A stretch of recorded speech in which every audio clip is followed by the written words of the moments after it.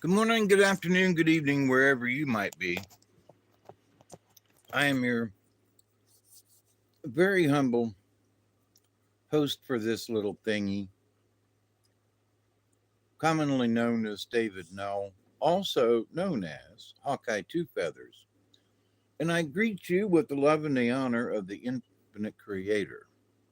And I continue to pray that each and every day, that each and every one of you will continue to learn how to accept and receive the knowledge, the healing, the wisdom, and the many blessings from the universe. You have to believe. And so, Duromska, is that you in the background there? And greetings, my friend, and hope for the best for everybody always. So, a lot of stuff in the news, bunch of stuff in the news. And being as old as I am, in the thumbs up to you, my friend. Cheers, you know. And so, with all this stuff in the news these days, um, my brain goes back to, things that have happened in the past, politically speaking. Okay.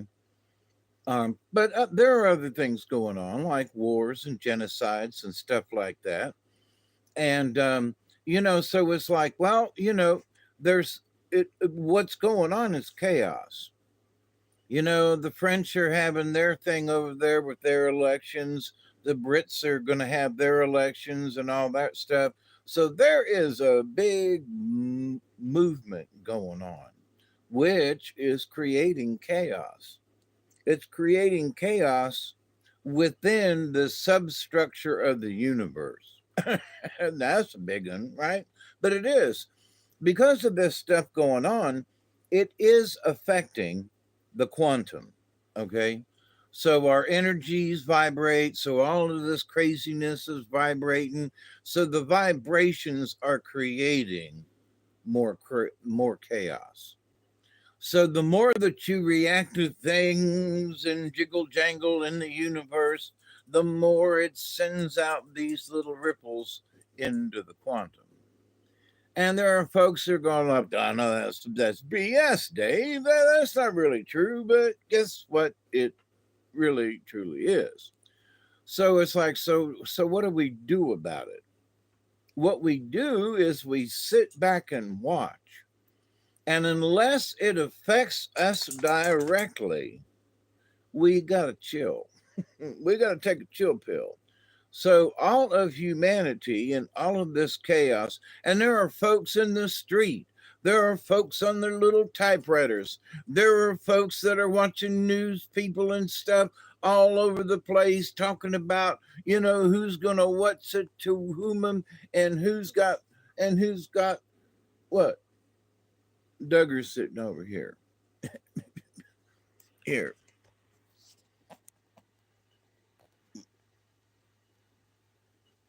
Where's Duggar? Oh, there he is. Duggar. He said, "What do you want?" Oh, he wants some of my pizza that's sitting on my lap.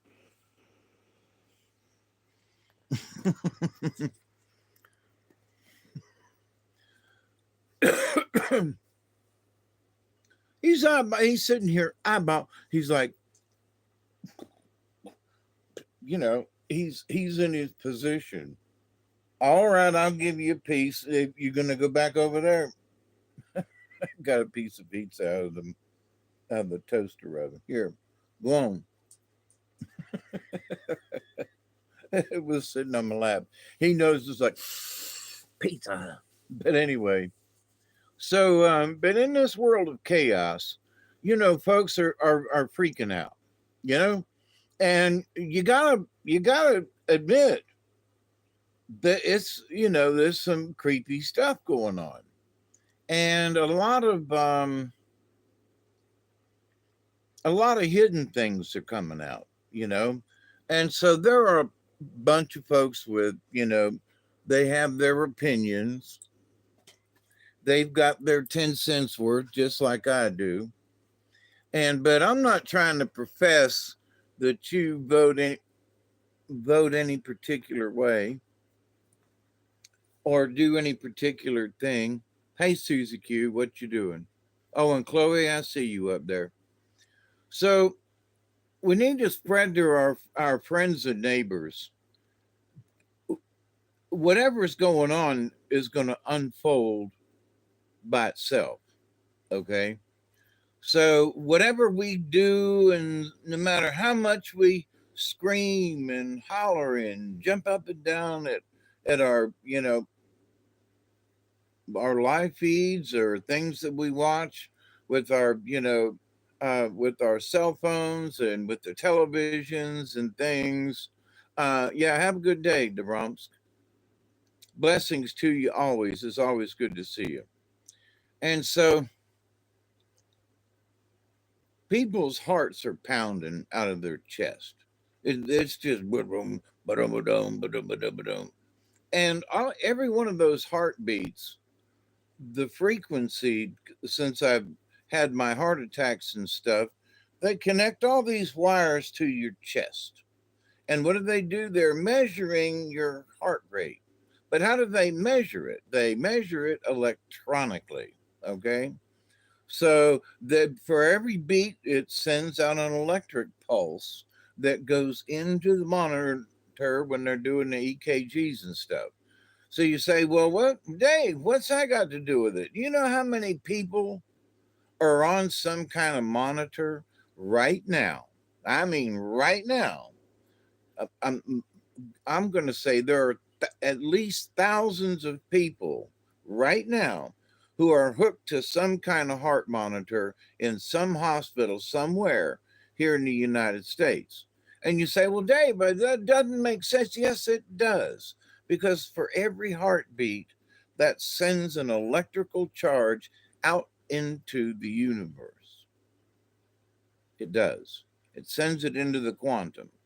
So there are people not necessarily suffering, but in a way it is. Because when I was in the hospital with my heart attacks twice, that when you're there, um, there is an anticipation that's hard to not be involved with. You're in the hospital, first of all, so you're not well enough to be at home because there's some kind of condition that's keeping you. You got to go. And so being in the hospital and knowing that it's a heart issue and knowing they got connections on me and know that they're coming in, they're taking my medicines, I'm doing all these things, they're doing all these tests. And all of those things heighten, like what's wrong with me. Now, this video isn't about me. It's about people who have heart conditions. And there are a bunch of folks recently, especially since they had, that thing that they poke you with, kind of thing, and they jab you with stuff, in case you go, you know. And so it's like, and now there are more heart issues. So that affects the quantum field, which is energy all around us. So it's the nurses and the doctors, it's the hospitals that are now more involved with people who have heart issues. And, this video isn't about heart issues, it's about that all of those people are contributing with their heart issues to the quantum energy, which is helping to create chaos. That's my point. So the chaos is made and manifested in many ways. The homeless people. Um, it's now legal, for police departments and city municipalities and others to give a ticket to the homeless people who might be sleeping on the street or camped out somewhere. Hey Spitfire, how you doing? I think that's who I saw. The chat only shows up for a couple of seconds. and I'm having issues with my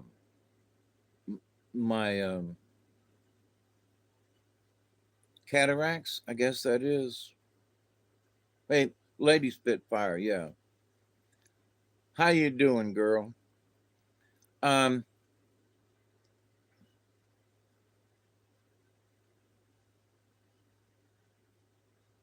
so the people naturally, I'm. I had a moment there where I kind of faded back into history and listening to some of the old timers, talk about politics. And the women would go, "Oh, politics, oh, poo." Well, did they go to vote? Well, they voted for who the husband or the grandparents in this case that I'm remembering. Grandpa, talked about, don't you vote for that person. You gotta vote for somebody. So we got a lot of rain last night. Ooh, wait. We had a thunderstorm day before yesterday. Yesterday we had a lot of light rain. This morning I woke up to thunderstorms, but we didn't get a lot of rain. But it's been raining. So we in about 2.5 hours we got an inch and a half of rain here. So it was coming down. But at the same time, the local river dropped by 5 feet, and now it's back up that 5 feet. But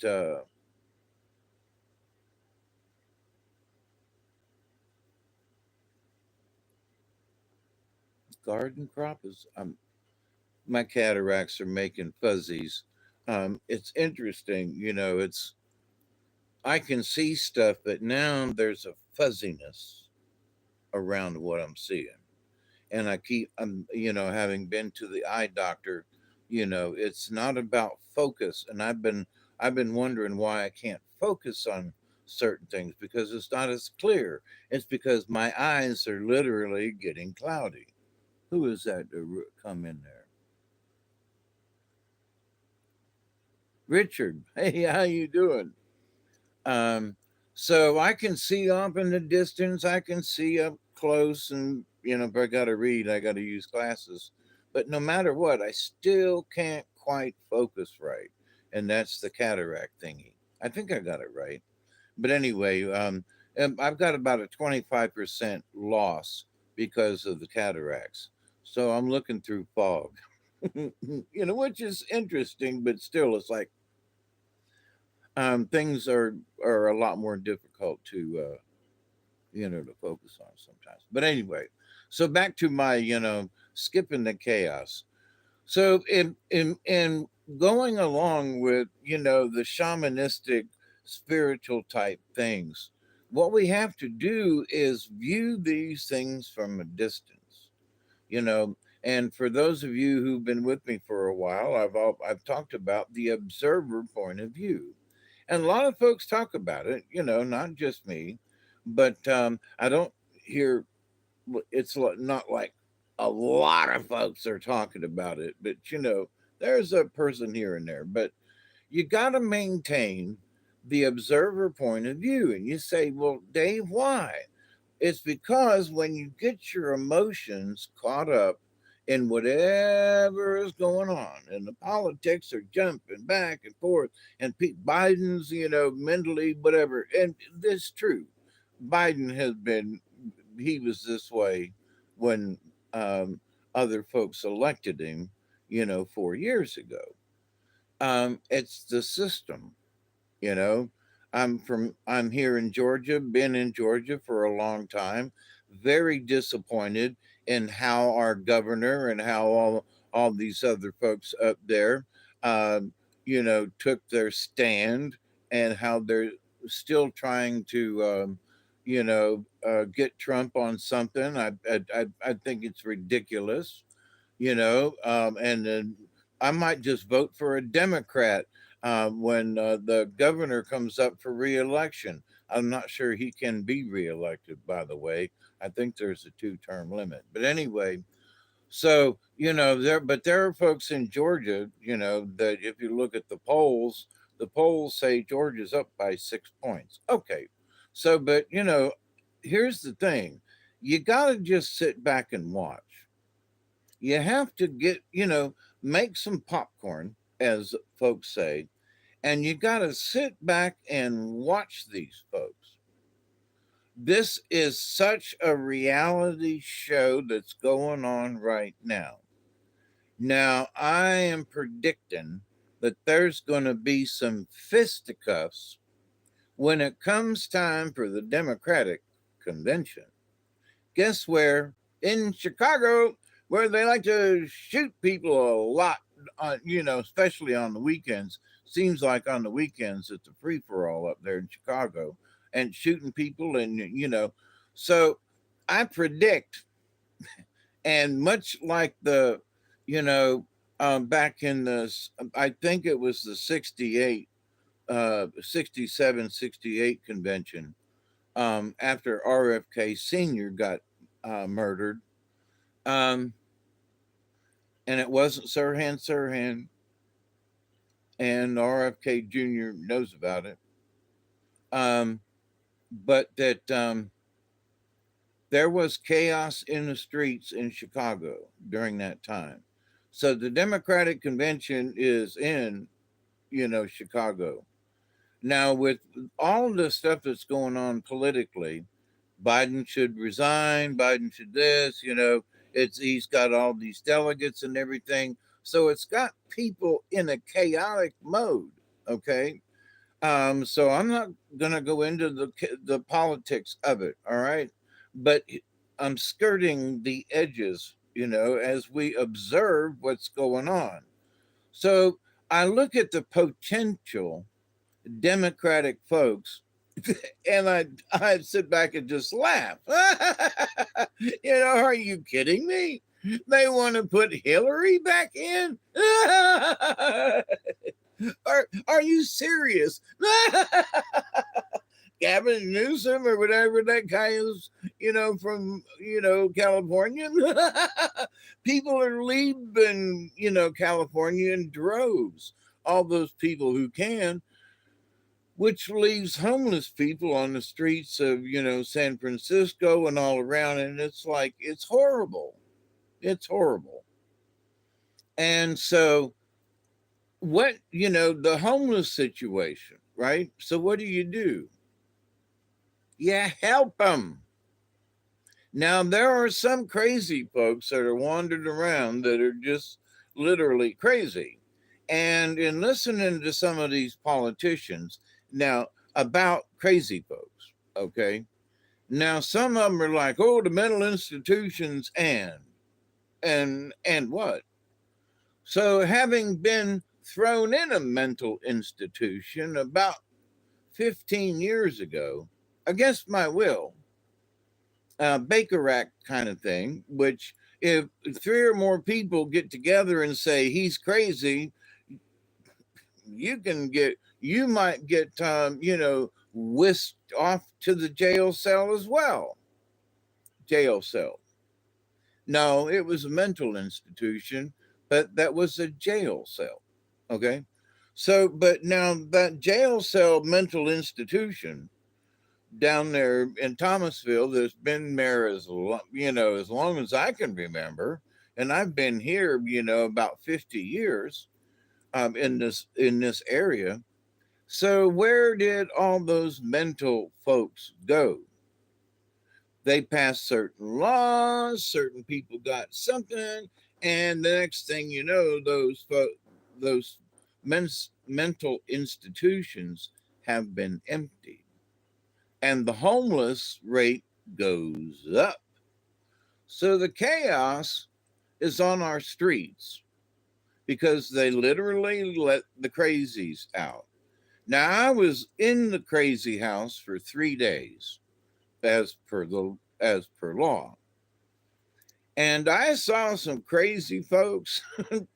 I was in my little cell area with 15 people allotted, and there are crazy people.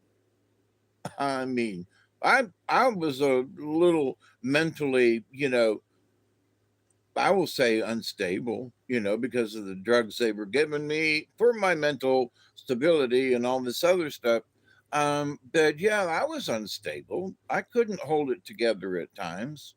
But these people were nutso in the brain, something really wrong. Now, here's one of the things that what's the worst thing you saw in there in the 3 days? This guy, there were a bunch of crazies. I mean, crazies. And they don't have beds. They got these a couple of folks who've been there for a while get the fold out cots, that fold up like this. And then so they had a couple of those stacked over in the side over there. And then for those of us like me who were coming in for a couple of days, there was just a little pad that they gave you, like a sheet to cover up with. And it was very minimalistic because they were afraid somebody was going to take a mattress and kill somebody.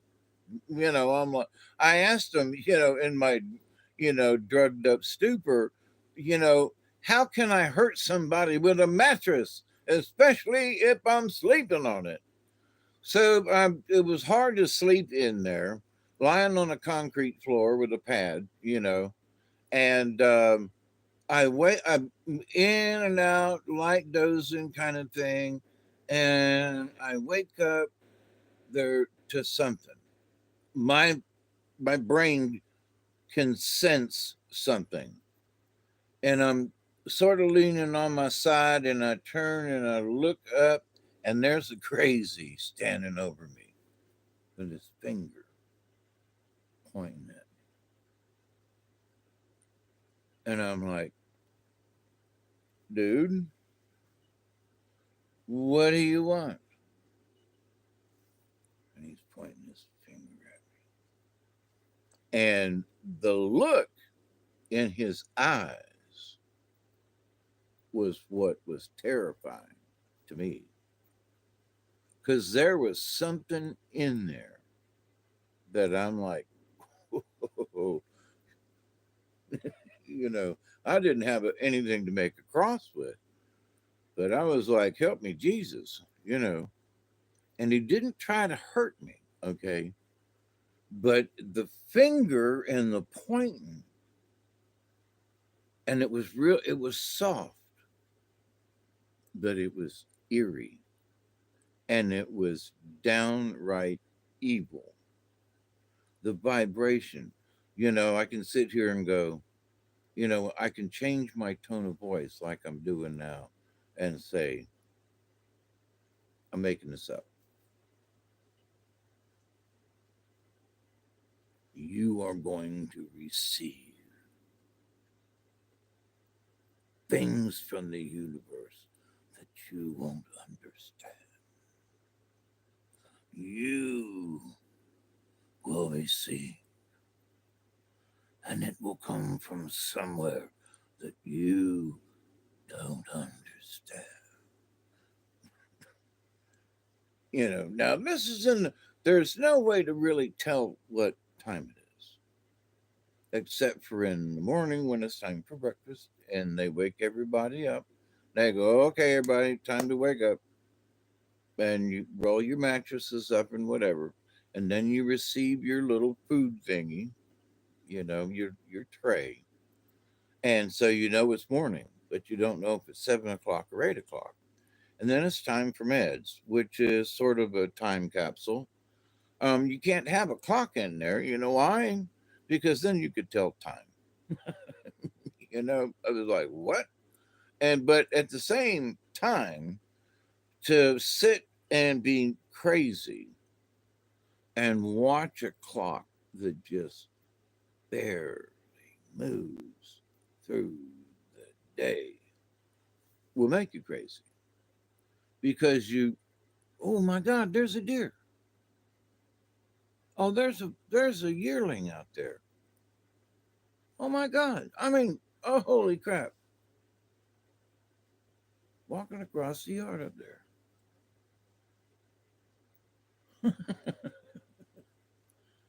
Mama's got to be somewhere nearby. Wow, cool. I wish I could, but the deer's already walked out of my line of sight. Wow, that's cool. Duggar missed it. When he sees a deer or senses a deer, it's almost like he tries to break through the window to get at him. Where's Mama? I wonder if Mama has already walked by and I missed her. Wow, a yearling. Wow, that's cool. But anyway, and looked like a doe.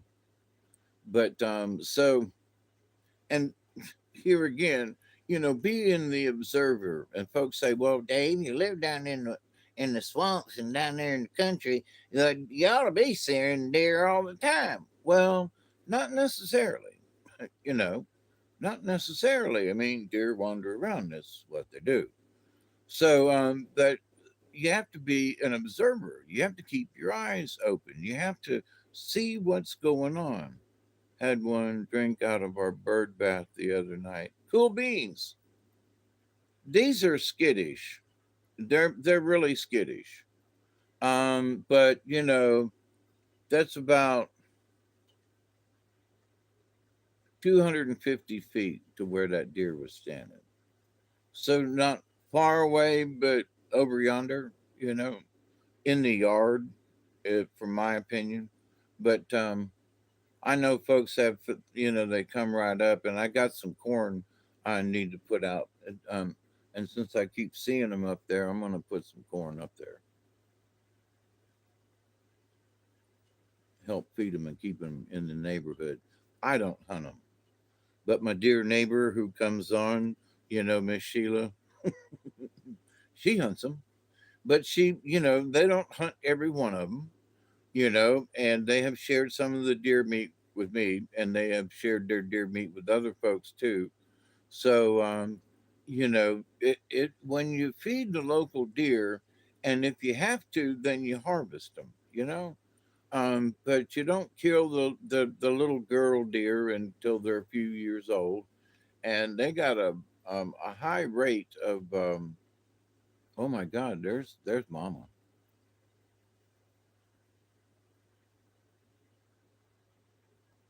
and baby's behind her, walking back up the hill. Holy mackerel! And Mama's almost three times the size. Wow, good looking deer. Um, got distracted. I'm sorry. I've seen Mama several times, but this is, I think, the first time I've seen her with a fawn out.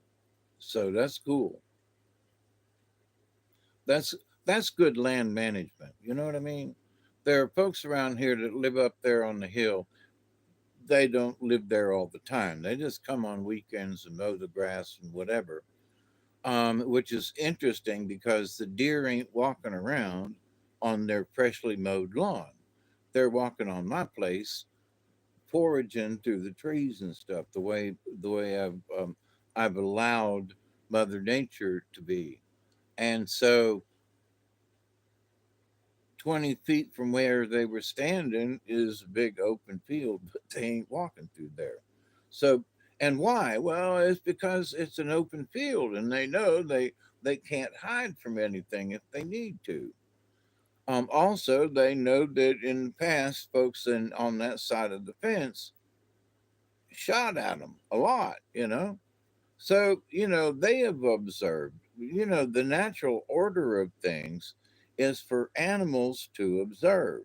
Now, if they observe that there's nothing going on and your house seems calm, they'll come up and eat out of the or drink out of the bird bath, like what you call it said, right?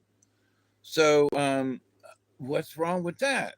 So there are a lot of little short videos of folks who have had interactions with foxes, squirrels, bears, deer. all different kinds of lizards. I think elderberries had a thing with a lizard, you know. Um, no, I mean a real lizard. I don't mean a politician um, or anybody related to the Clintons. You know who we, which is interesting. You talk about the Clintons. We haven't heard from um, the daughter of Hillary, and I'm having a little mind swipe right now for her name. But the Democrats are looking for somebody to run. So I'm trying to think of who, other than this bunch of old people, um, allowed them, uh, the Democratic Party to run. Now, if Chelsea, thank you very much, Susie Q. Her that name was not on my brain. I was searching my Rolodex, and it was like, what the hell's there? You know, sometimes well, it starts with an S or an R or a C. I got nada when thinking about her. But so back to the how do you um, avoid the chaos? Well, how much do you want to involve yourself? You know, so if you decide that you want to start a YouTube channel and you want to start voicing your political opinions, now you're asking for it. I'm not saying you shouldn't do it, but in the general sense of you being involved in the chaos, now you have decided to step into it. Go ahead, I mean that. So Chelsea wears a gold satanic pentagon necklace. Yep. So, and the way they handled her mother that day, when they pushed her into that van and rolled her off, the woman that came out of that townhouse building was not Hillary Clinton, period. Could not be, because of her medical condition. She would not have recovered in those 2 or 3 hours that they went in. No, she would still be going, blah, blah. I know, because I have been a bumbling, stumbling fool. And it takes a little bit. And she just came out all chipper and everything. That was not Hillary Clinton. I think Hillary died in that, maybe not that day, but in that time frame. And that the person that's out there, many claims were made that it's her cousin, and that they touched her up a little bit, to make her look more like Hillary. But if you look at the old picture, I've talked about this before. But so are they going to run her? You know, are they going to run her? Thought it was an upside down cross. You don't think Hillary's dead? I think because of the conditions that she had. And that day when they shoved her into the van, I think that was a really bad day for her. Plenty of what? God, that goes out too quick. But so anyway, there have been a lot of folks who do makeup and things like that, to go, that ain't her. Plenty of body doubles been, yep, I would have felt a disturbance if she was. Oh, then maybe, she's sitting in a rocking chair somewhere. Because she's older than me, and it's possible. And to me, the death may not be physically, you know, but she was dead in all other ways, that she could not participate any longer, that they had to call in the double. You know what I mean? I think if Hillary's alive, I think she's sort of like uh, Hawkins in a wheelchair. Maybe not. She might be getting around, but she's not active now. She might, if she's alive, she's talking in the background, but I don't think a lot of people are listening. When the body double goes out, it's really creepy to listen to her. It, I don't know. For me, it's just weird. Maybe that I know that ain't really her, you know. So, but that's part of the chaos, you see. So, folks like me who don't believe that she's, alive. Let me put it this way: I absolutely believe that there's a body double. Now, whether or not Hillary's alive, but a bunch of us will agree that that ain't her. It's somebody else. So, and who else has been body doubled? There was a video here recently, somebody taking a picture of the back of Biden's neck. Do you remember a certain person, DS, was not murdered? Saddam had a, yeah, Saddam had quite a few body doubles. There are, a bunch of folks that look like each other over there. I'm sorry. I don't, that came out wrong, but no, there are a lot of folks who just look similar, and could be a body double, especially with a beard and this and that. Some of our guys, yes, they always have them. Yep. So, in the chaos of things, when they showed the back of Biden's neck the other day, it was all crinkly and wrinkly, like it was one of those, skin tight, flexible masks. And it's like, maybe that's why he don't say much. Maybe they are just have to show whoever's doing it is like, I don't want to. They didn't give me anything to say, and they are literally in the background going, "Go out there," which they are doing, even if it isn't a body double. Double. It sure looks like it from the way Miss Jill treats him. So, one of the interesting things, I think Trump has a rally today. So since the debate, which was a farce, but I gotta say, Trump really he was smooth. Okay, there was so much he could have jumped on old Joe with, and he didn't. He could have made old Joe bumble, mumble, and just really lose it, but he didn't. He allowed old Joe to do it himself. Now, I did a video a week or so ago about suicide by Biden, you know, and watching some of these people who are grounded around and they're going to ride this train to the end. So, in this chaos of stuff, people are rooting for him or not rooting for him or whatever. And Trump sat back, went and played golf. And what did he do? He observed what was going on. And Trump's name is hardly mentioned in the news since the debate. What? So the all of the press has turned away from Trump and turned towards Biden. All of them. There's a little snippet about, Trump in his golf cart and okay, Biden, Biden, Biden, Biden, Biden. And what is his son doing in the White House? Probably snorting coke. Whatever happened to the coke in the White House? Now, I don't mean Coca Cola, but what about all these? So all this chaos now. So if we get so intensely in tuned in a particular thing, like what about that laptop? What happened? So uh, chaos even more.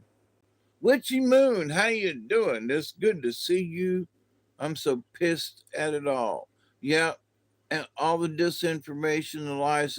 Absolutely. So, in my addressing this, that's my point, Witch Moon. Keep an eye on it, but you can't get pissed. That's the ticket. You can't get pissed. I'm watching all this stuff, and my spirit guides are like, Dave, Hawkeye. Yes, laugh at it. Just watch it and laugh at it. Now, being almost 72, I'm pushing it, y'all. Technically, I was born laying around in mama belly. But um, but in all of the races and things, going back to, I remember vaguely the JFK um, thing. I was a little youngin', but I remember them talking about the president, him being Catholic and that kind of thing. I remember that, and not many particulars, but it had to. JFK was Catholic, and would pull out the Catholic vote, and I remember that. So going all the way back to the 1960 election, my brain has had some kind of participation with this. And having watched my relatives go freaking nuts over JFK back in the day about him being Catholic. Well, what about them folks that, well, we don't like Catholics? So, JFK and this, holy, I, you block it too. Oh, is Barry in the house? Hey, Barry. So, how do you avoid the chaos? You gotta learn to be the observer. And this time around, it's hilarious. You gotta laugh at it. And one of the things is, and today they gave me this little message, which they're poking me to get on here and talk with y'all. Not that I mind, but um, that ain't this funny? And I was like, it's hilarious. And they said, here's Trump, who was on a reality TV show, okay, years ago. And now what's going on? In front of everybody and his mama is this reality show. So Trump handed Biden over to the populace. Let them eat cake. Let them eat cake. And the French are having their own revolution over there now. So, woo wee, how's this going to turn out on the world stage? Oh, the Russians did it. The Russians put something in Biden's food to make him act this way. The Russians, put disinformation, on his son's laptop, and the Russians are the ones that took pictures of him getting a blowjob from this hooker, and it was the Russians who set up everybody. It was the Russians that, oh my God. So the Russians have messed up the Biden family on purpose, and they should, because the Bidens, were involved and still are involved in the Ukrainian war.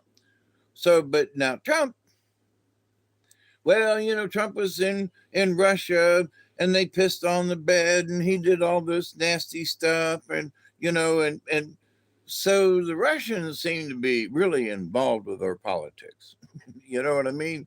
And a recent interview with Putin that I watched, now the interpreter was kind of like, he said, what? Putin was like, he's laughing at us along with all the other folks around the world. They're watching this stuff go on. So Trump opened up and allowed Joey to hang himself, put the noose around his neck, and DJT didn't have to do anything but stand back. And old Joey threw his own, threw the switch on the scaffolding. Sure enough. So now the Democrats are in demise in that they don't know what to do, but they know something's wrong. And we got to do something, but none of them got a clue. So What should you do in this chaos? But sit back in the rocking chair, get yourself a cold one.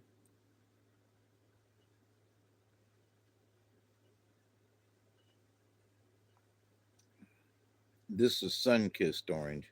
It's not as good as the other ones, but I was out of orange and had to buy a case of this. So when they're cold, they're good. But anyway, so what do you do? So which moon she's so pissed. And there's some things I'm not happy about. But that's drink more Yorkshire tea. But so which moon? Be pissed for 5 minutes. That's the rule. You can be pissed for 5 minutes, and then you got to turn off the pissedness. Is that a word, pissedness? But you got to figure out how to turn off that switch, or maybe it's a valve. And so I thought about this in that my anger is flowing through a tube, and I'm really angry, and it's so it's like gotta calm it down. So I reach out from the all this energy, and I'm like turning the valve, and I'm like, okay, I gotta calm down. All right, okay, no, I'm not pissed anymore. So it's not a it's sort of like a dimmer switch for me. I can't just turn it off, but I can close the valve and stem the flow of my negative energy going out in the universe because I'm pissed. So even some of this dumb shit, now I hate it when people get killed for any reason, you know? But sometimes people are in situations. I have been in situations where it's just like, why did this happen to me here at this time? How did I get thrown in the loony bin for 3 days? You know, what the hell? Never knew. Just was going about my day in the normal way. And the next thing I know, you know, so there are people who get caught up in situations and it ain't their fault. Honestly, I could not control the things that were happening to me that put me in the loony bin. It was circumstances. So I lived there in a crazy bin. But see, that's one of the things I noticed. Those of us who are who are li- borderline a little crazy, we had some mental issues, but you know, yeah, it's a bunch of. But there were people who really needed help. And this one guy, I remember a flashback for some reason, and back into that loony bin for a minute, and having a conversation with this guy, and he goes, and he's kind of shaking a little bit, and he goes, "You want to talk?" And I go, "Yeah."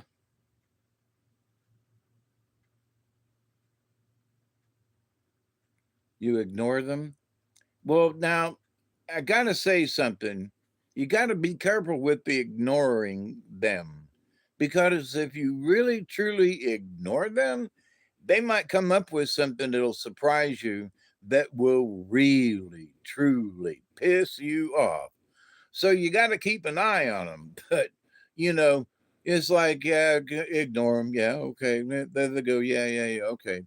But there are some folks who will ignore a situation to the point where you should have kept an eye on them.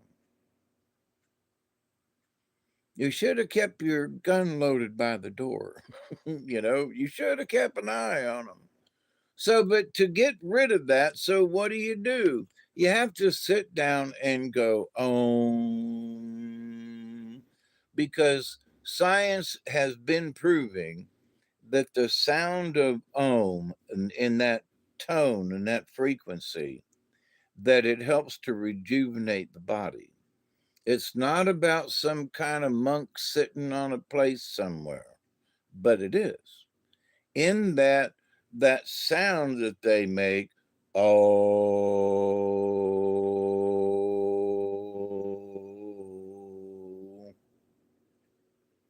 I'm the one that's going to do something to really. That's funny, Susie Q. That's funny. But I miss my relatives, but in a way, I was thinking about it. It crossed my mind. It's like maybe not. And I'm like, well, what do you mean?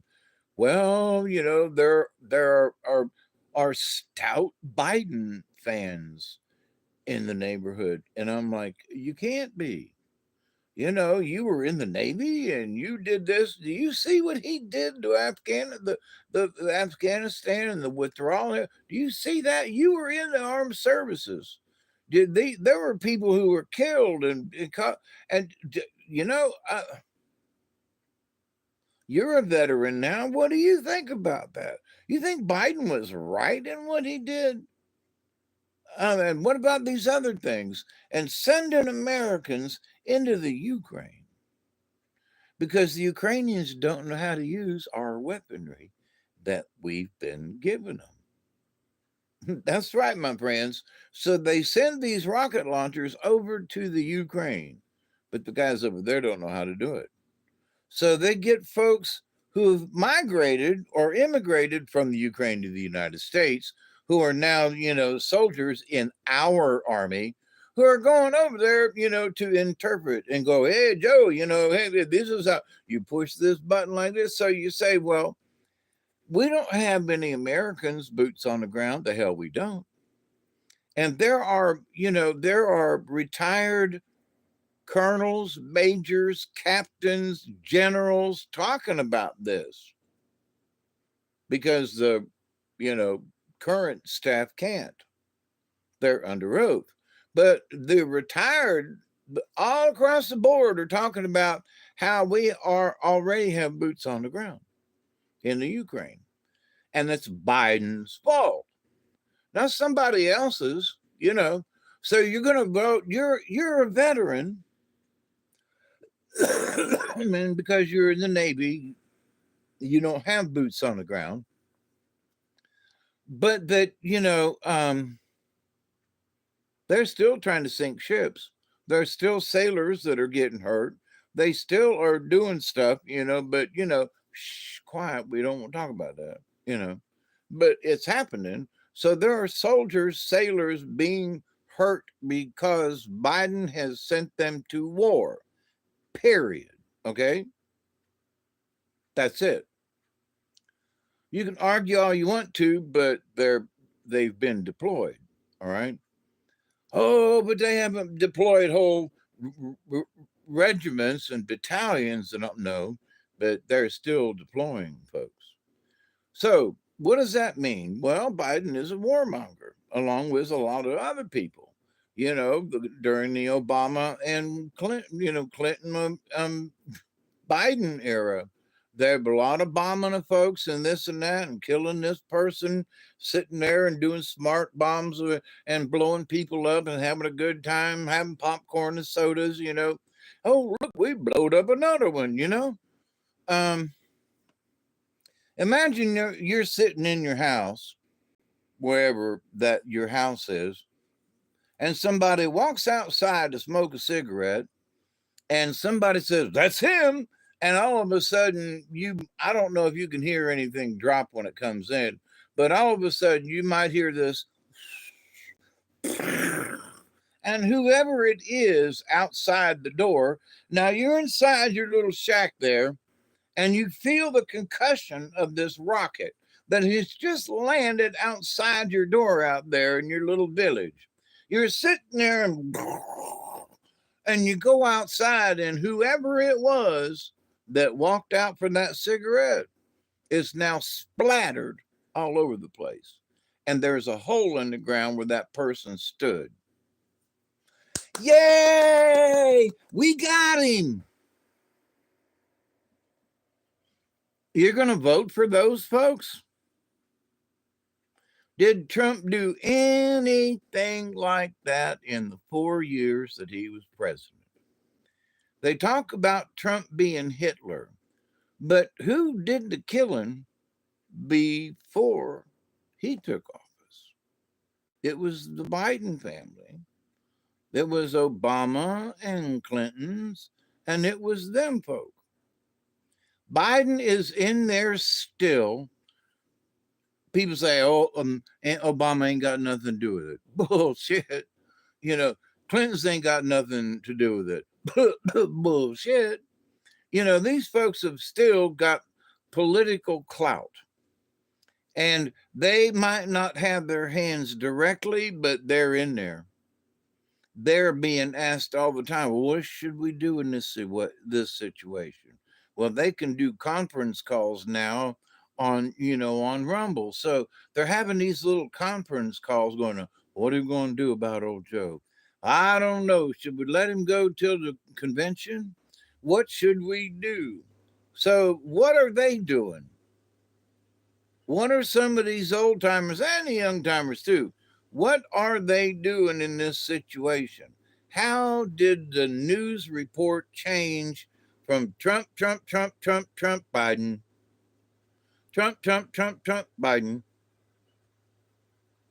Flipped it overnight, literally overnight, changed the whole thing. Now, this isn't about winning or losing, but it is about the chaos. So Trump stood back and allowed it to happen. I mean, how did it take any of those people so long to see? Oh, they've known it. They have known it.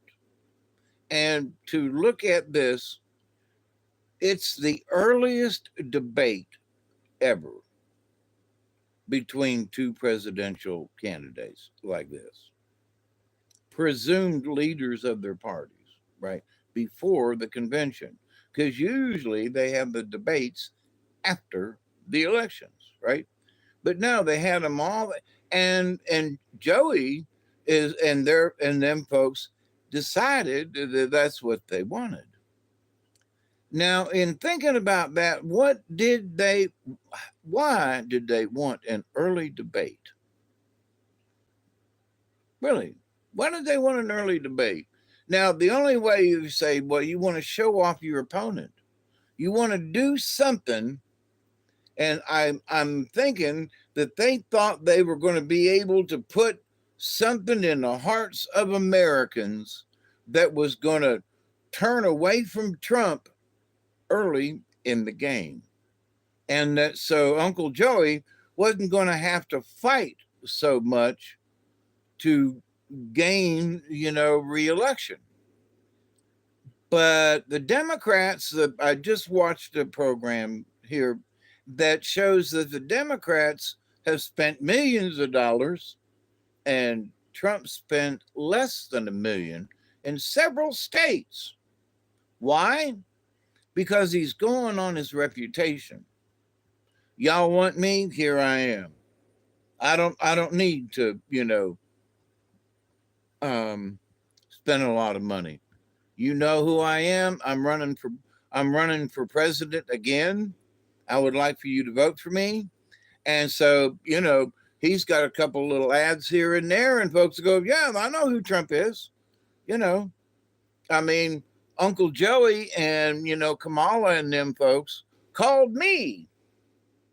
Me. I am now a terrorist because I believe in making America great again. Oh my God, he said it. Now, I don't know if I would wear a MAGA hat or not. Not that I'm really ashamed, but it's not that I got one and ain't going to go out and buy one. Uh, but, but to the point though, um, that is that has been my philosophy during the whole Biden administration. Make America great again, please, Jesus, do something to straighten this mess out. So, in looking at the situation, the only thing I see is for Biden. Do they have somebody else in mind? there's always surprises. So now my thinking and my folks up yonder have been saying, calm down because there's still a couple of surprises coming here in the next 2 months. I mean, this is still July. We got August, September, October, and then we vote in November. So wait a minute, we got 3 more months plus the rest of July. Yeah, we got a little ways to go. And I mean, overnight it was Trump, Trump, Trump, Trump, Biden. Imagine what could happen next. Just, you know, let your mind go crazy. And that's the point. There's so much chaos going on that you have to just sit back in your chair and laugh at the situation. Now, I'm leaning towards Trump for many reasons. There are still things I don't like. There are things he could have done and didn't do when he was in there. We'll see how this works out.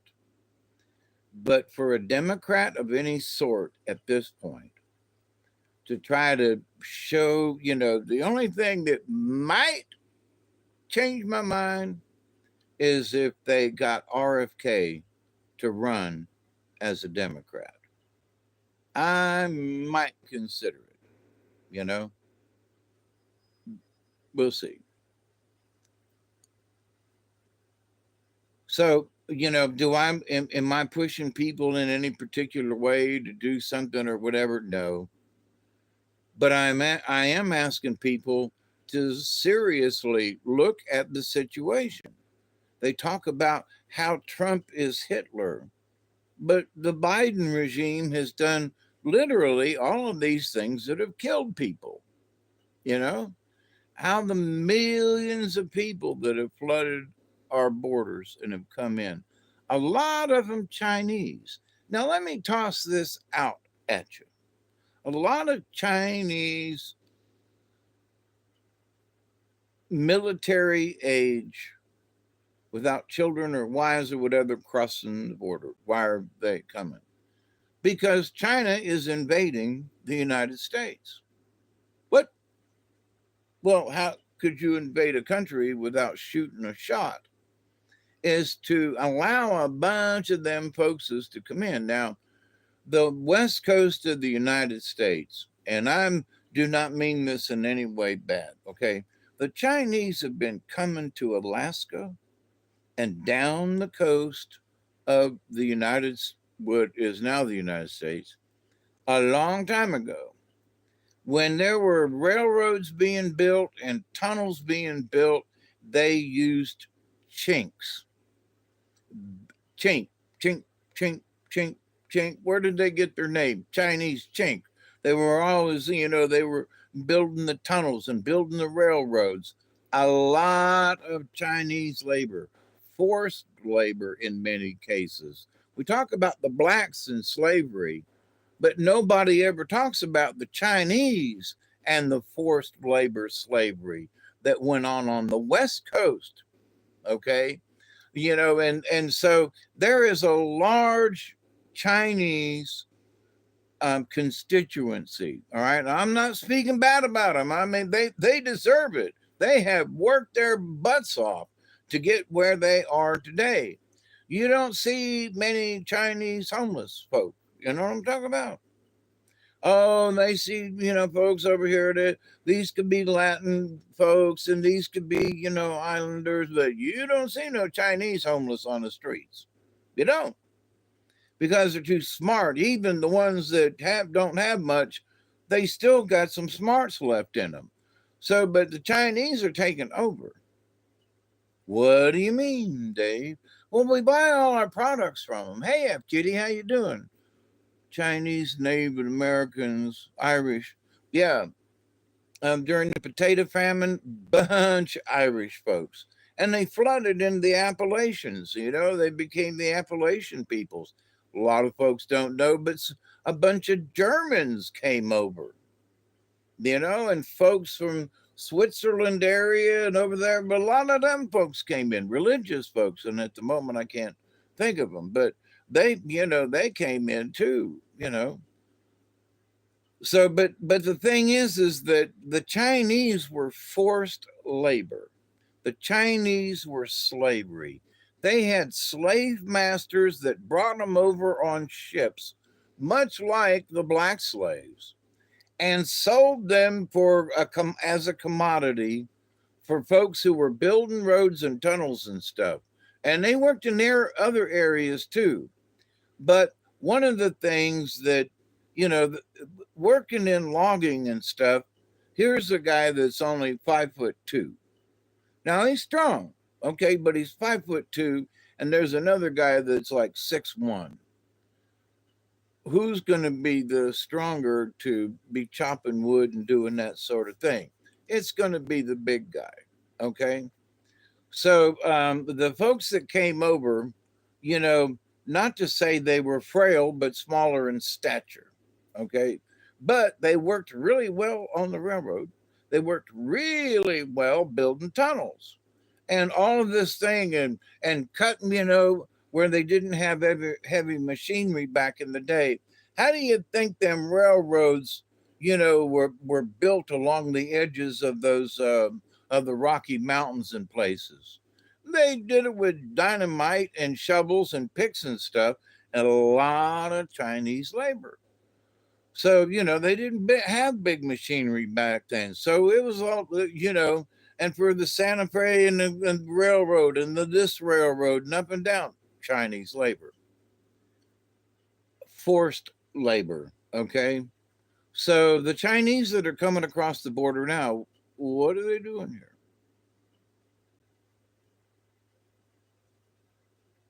They did not come with the intention to be homeless. Now, the Mexicans and the Puerto Ricans and the Haitians, they're looking for sure enough refuge, right?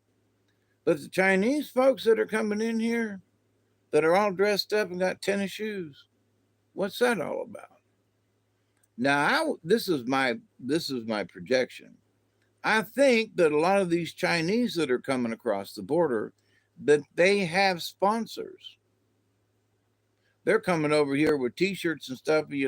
I mean, they're clean. They didn't, they're not, they haven't been crawling through the swamp on their bellies and stuff. I mean, the Darien Gap is bad, and but it seems like they got dropped off somewhere north of there. Nice and clean cut and everything, and they're just walking across the border. It's like, what? So, and who are these people? What are they doing here? And what is their motive? So, the motive of some of these people are obviously we are escaping our our you know our country. But Chinese men of military age that look stout, fresh, and doo is like, wait a minute. They look trained. They look for the talk of serving. Man, the Chinese, a lot of the Chinese back in the day suffered. They suffered big time. They hated the Chinese. The whites hated the Chinese people. Chinatown was burned down. There were people who were murdered simply because they were Chinese. So, but the Chinese got some underground bad folk with opium and stuff too, and that was very rampant back in the day. And so, could some of those folks still be involved in that? Probably. But do all Chinese families, are they all working underground? Are they all selling opium on the side? Are they all? I don't think so. Just like not all Italians are mafia. Oh, and what about them Italian folks? That mafia group is still working. The Teamsters, they're still working. That's trucking. This group and that group still working. Big corporations have still got a lot of power. And so who's going to move towards whom? Haven't heard the Bidens talk about the Teamsters. They haven't talked about any of the big labor unions. Trump has. So, Dave, what's that got to do with it? Well, what's that got to do with it? It's got to do with not necessarily who's got the power, but we have to watch and see how this unfolds. Because I, as a previous Democrat, thought that the Democrats were working for the working man. Bullshit, you know. So, um, but we have to take a look at the situation. So folks are going, well, I'm going to leave the country. Well, you said that a couple elections ago. I felt that when Biden was elected, I was like, God almighty. Well, we survived the days of, Bush Jr. twice, you know, and then we survived Obama twice. We made it through 4 years of Trump and didn't anything major happen. He brought folks home. He told folks don't mess with us. Folks don't remember this, but I watched Trump live walk across the border by himself into North Korea. Now, that takes some cojones. I don't care who you are. And they say, well, he's just going to start war with everybody, and Trump is a warmonger. Trump walked across the line into North Korea by himself. Somebody ought to run that bit of video. What did Trump do for America? He walked by himself into North Korea. By himself. There could have been trained snipers. There could have been landmines. There could have been a claymore nearby that could have blown him away. There could have been a bunch of stuff, but he walked across the border by himself. To me, that shows his bravery. I might not like his politics. There were things that, Eisenhower did when he was in office, and he was the general for all the armed forces, D-Day and everything, to conquer the Germans in World War II. They made him the president. But there were things folks did not like about Ike.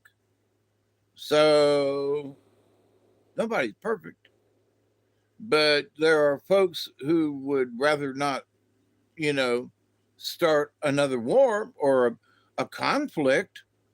If you're fighting with another country, ain't that war? No, it's a conflict. No, I almost said something nasty there.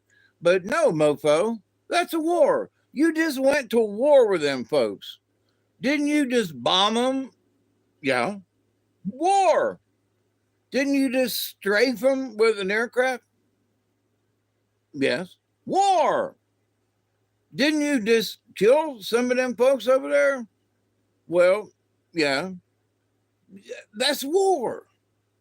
Well, no, it ain't. It's a conflict. When the Romans were traipsing around and everywhere back in the day, they were at war with Britain. They were at war with the French, which at the time was called Gaul.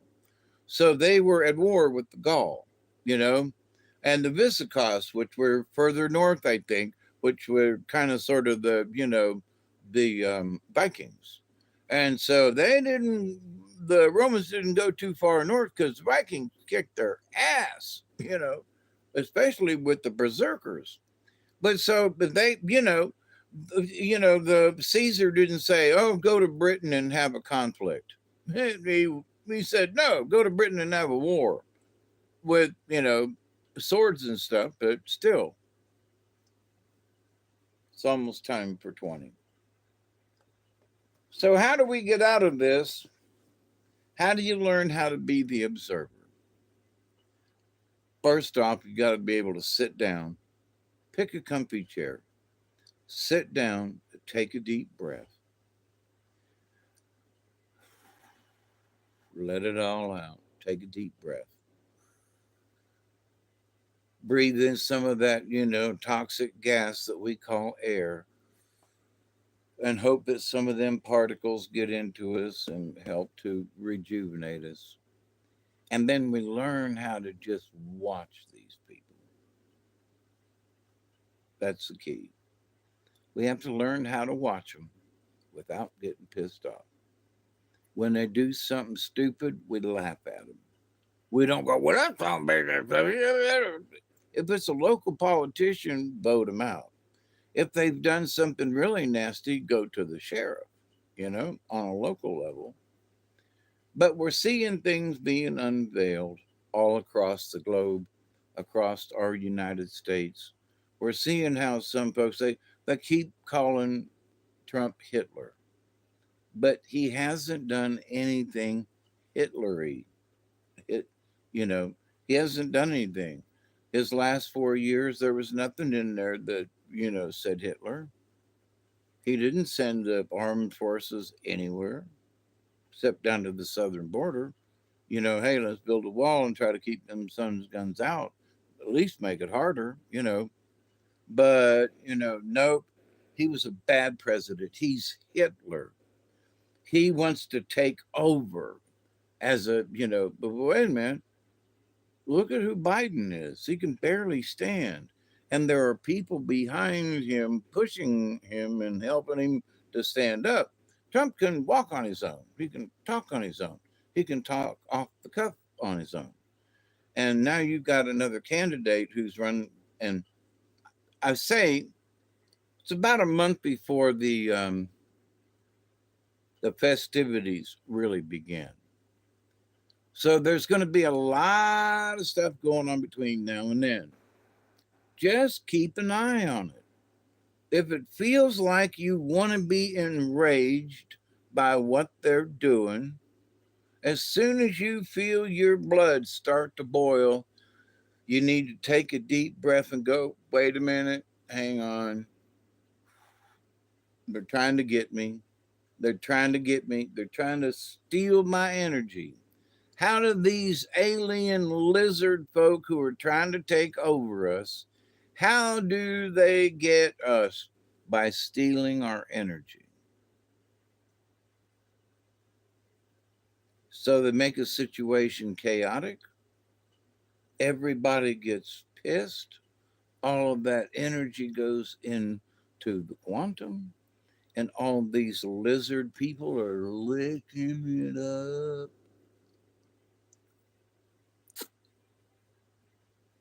Do you want to have your energy licked up by a lizard person?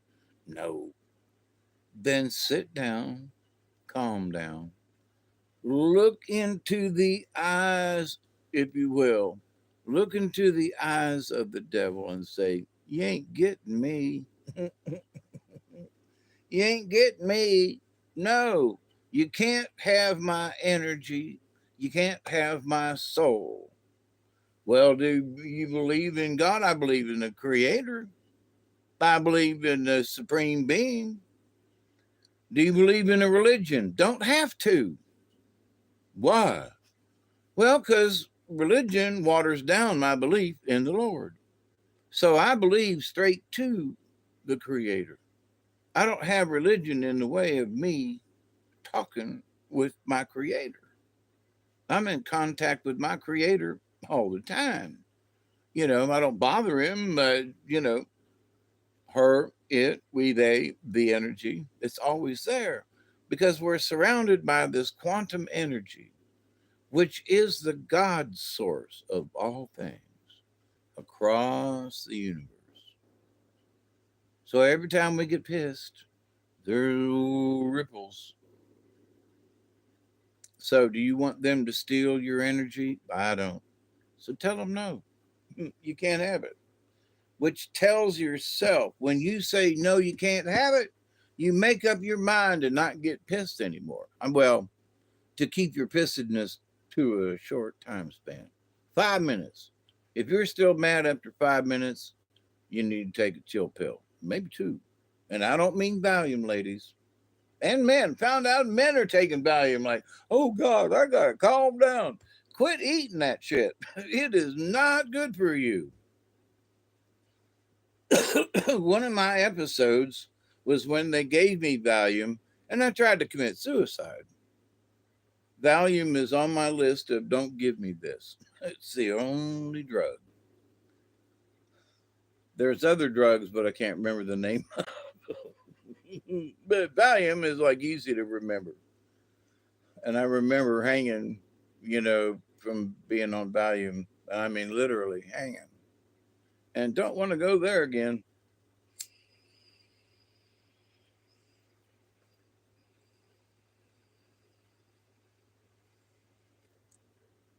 So, to some of my freaky friends, if something's pissing you off that bad, then you need to have a 20. Well, Dave, what are you talking about? You need to take a chill pill. Because here's the thing, whatever's going on is above our pay grade. And whatever's going on, we have to observe it. We got to keep an eye on these mofos, right? But it's going to play out the way they want it to play out. You and me got no control over it. Now, I fully intend to vote in November. That's the only way I can do something. But in the meantime, all this other stuff and after has got to play out to how they see it, how the big boys see it. The ones who are the puppeteers, they're the ones who are clashing. And we see it in the puppets on the ground. Now, the thing about Trump is there are much fewer strings attached that we can see. And I know there are corporations and things, and Trump knows a lot of people. But I think the last 4 years has toned him down because you could see it in the debate. Trump ain't the same person this time around. He is, but he's 4 years older and he's mellowed. He's watched how people have moved in government. He's watched how certain things were put into place during the Biden administration. He's watched how the swamp worked against him. Those people that said that they were on his side and weren't, which means in a lot of ways they were against us. Biden selling off at $4 a gallon our oil reserves when Trump was like filling up the oil reserves. You know, there are wells out in the Gulf of Mexico that they need to go back out because the Russians learned if you don't pump a well dry, it will refill at least a third of what was pumped out. So the Russians learned that you pump them down to about, a quarter of the way and then you stop. And you let them be for a while and they fill back up. What? Well, because there's oil deep in the ground, and with all the pressure and the centrifugal force of the earth spinning, there are things down in there that migrate towards the surface. And so if you don't pump the well dry, which I've never done, I've never pumped my well dry. There's always been water in the bottom. And that what do you do? Look at it, but it's still there, but I can't get it. But the Lord still provides me with water in this spot. And since the last time that I looked down in the well, I've had plenty of water. I haven't had to worry about water in a long time. Thank you, Jesus. But so these oil wells will fill back up at least a third of the way. So there's been wells that have been, oh, they're dry. out in the Gulf of Mexico that have probably got oil in them again. Biden shut it down. We're buying oil from Iran when we should be using our own out in the Gulf of Mexico, up in Alaska. Now there are folks, oh, don't drill up there. And I mean no offense to the Eskimos nor the polar bear. But if you look up there, Prudhoe Bay and places up there, and you go, oh, the Arctic, you're going to destroy it. The ones that they've got up there now have not failed. They've not had any large oil spills. They've not harmed the Arctic in any way. They had that one boat crash and, and all that oil spilled out, but that was a boat. It had nothing to do with the mining of the oil or the gas. And I say, as much as I like the wilderness, you're going to put one of those up there and you're going to lease out so much land around it. Okay. And it'll produce how much oil? And you can put it down and you're going to give people work. The pipelines, so the thing would be that once you pump that oil out of Alaska, if you allow it, which Biden said, no, the what about the climate change? Well, scientists are finding out that this climate change is a bunch of hooey. The amount of carbon and things that we produce, we only affect the atmosphere like this much. You don't hear them talking about the ozone layer anymore because it ain't there. A comet, something swooped by us back in 2004 or 5 and literally stripped our ozone layer away from the earth because it's up in the upper atmosphere. Just whisked it away in a solar storm. Whoops. So now what? Well, we got all these pollutants and stuff, and yet, but we do. We produce too much plastic. We need to find an alternative. We need to go back to at least aluminum. You know, bottles are absolutely recyclable. They're made out of sand. You know, so we don't have to have plastic bottles, but we have gazillions of them everywhere. Oh, I need a bottle of water, and they're up on the Himalayas. They pull out a plastic freaking bottle, and a lot of folks don't carry them bottles back down the mountain. So we've got plastic literally everywhere, all over the world, because it's the easiest way to carry it. Okay, it ain't. It's convenient, but it's not the best. So we can stop things by how we control things. Oh, it's the climate. Listen, the climate and the planet, they say that the core of the planet is on a 70-year cycle. Now I'm 72.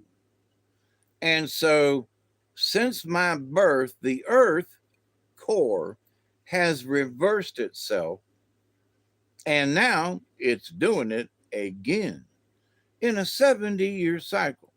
So there are a lot of folks out there who are just paranoid. The earth's going to die. We're all going to know. Listen, it's a 70-year cycle.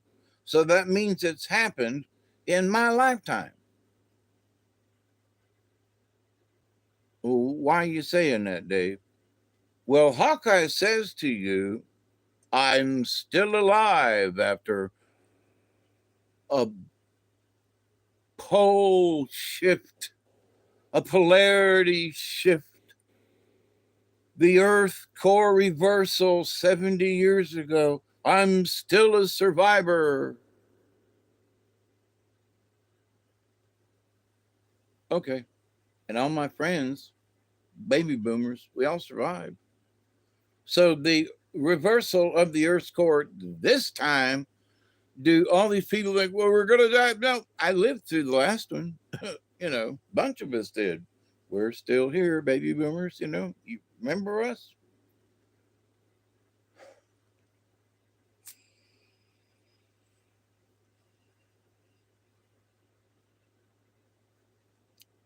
How do we fix the planet? We have to change the frequency. We do need social programs. The amount of money that gets spent in black projects and so forth. There was an interview with five billionaires, and the one guy said they taxed me this much. I pay 23%. He says, and he was arguing against another tax increase.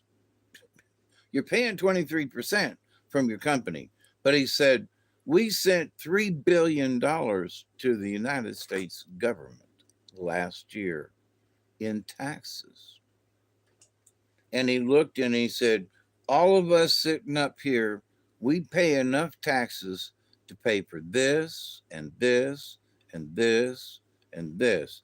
The American people wouldn't have to pay any tax. Social Security would not have to be raped. And all these other things between these five billionaires, they can provide enough income to the United States that the rest of us wouldn't have to pay. So this idea, that somehow we're at the mercy, of people, in a way we are, because these five billionaires are like, we pay enough taxes to to buy the army. We already own the Navy. I mean, it's like what? So you think these guys don't have some influence? You know? So who's better off to talk to businessmen than another businessman? Now, again, I look at the situation, I go, damn it, Trumpy's up there now. Whether or not they do stuff to where, some of the things I'm like, okay, good job. Other things are like, what did you do that for? So we have to do things with a grain of salt. We never know how good or how bad a person's going to be. So before we get our panties in a wad, before we are so pissed that we're pissing on ourselves and have to change clothes like I had to do earlier because it don't work the same anymore. I leak when I shouldn't. And so, stand up and it comes out. Well, don't have to have a catheter, but I do change shorts often. So, in this that's going around, so change shorts once in a while if it pisses you off that bad, you know. Well, damn it. Okay. But don't get any more involved. Go sit down, take your chill pill. And as my granny used to do, she liked her old Milwaukee's in the afternoons. About this time, I've talked about Miss Mary over the years. And she'd pour her old Milwaukee into a glass and fill it up about that much. And I got what was left in the can. So we'd sit there and watch her favorite programs like The Price is Right or whatever it was. And we'd sit there and sip that beer. And after we'd work all afternoon in the yard or whatever, So, but in the afternoons, it was time for her old Milwaukee. So that's the chill pill. So she didn't smoke or anything like that. And I don't think Granny would ever smoke a joint, but she'd have that beer. And it wasn't a whole beer, she'd just about half of it. So in this day and times, there are people who just need to have maybe a glass of wine, not the whole freaking bottle. Maybe you need to have half a half a beer, or maybe just one, and chill and allow that to be enough to like chill. Now, if it's a doobie, sometimes, I'm smoked with a friend of mine. Between the two of us, we had to put it out. So it's like in this day and age, you don't even get to the whole one. You can come back later and pick up that roach. So it's like, and for me, taking a bowl of tobacco, I take a good puff, sit down, look out the window.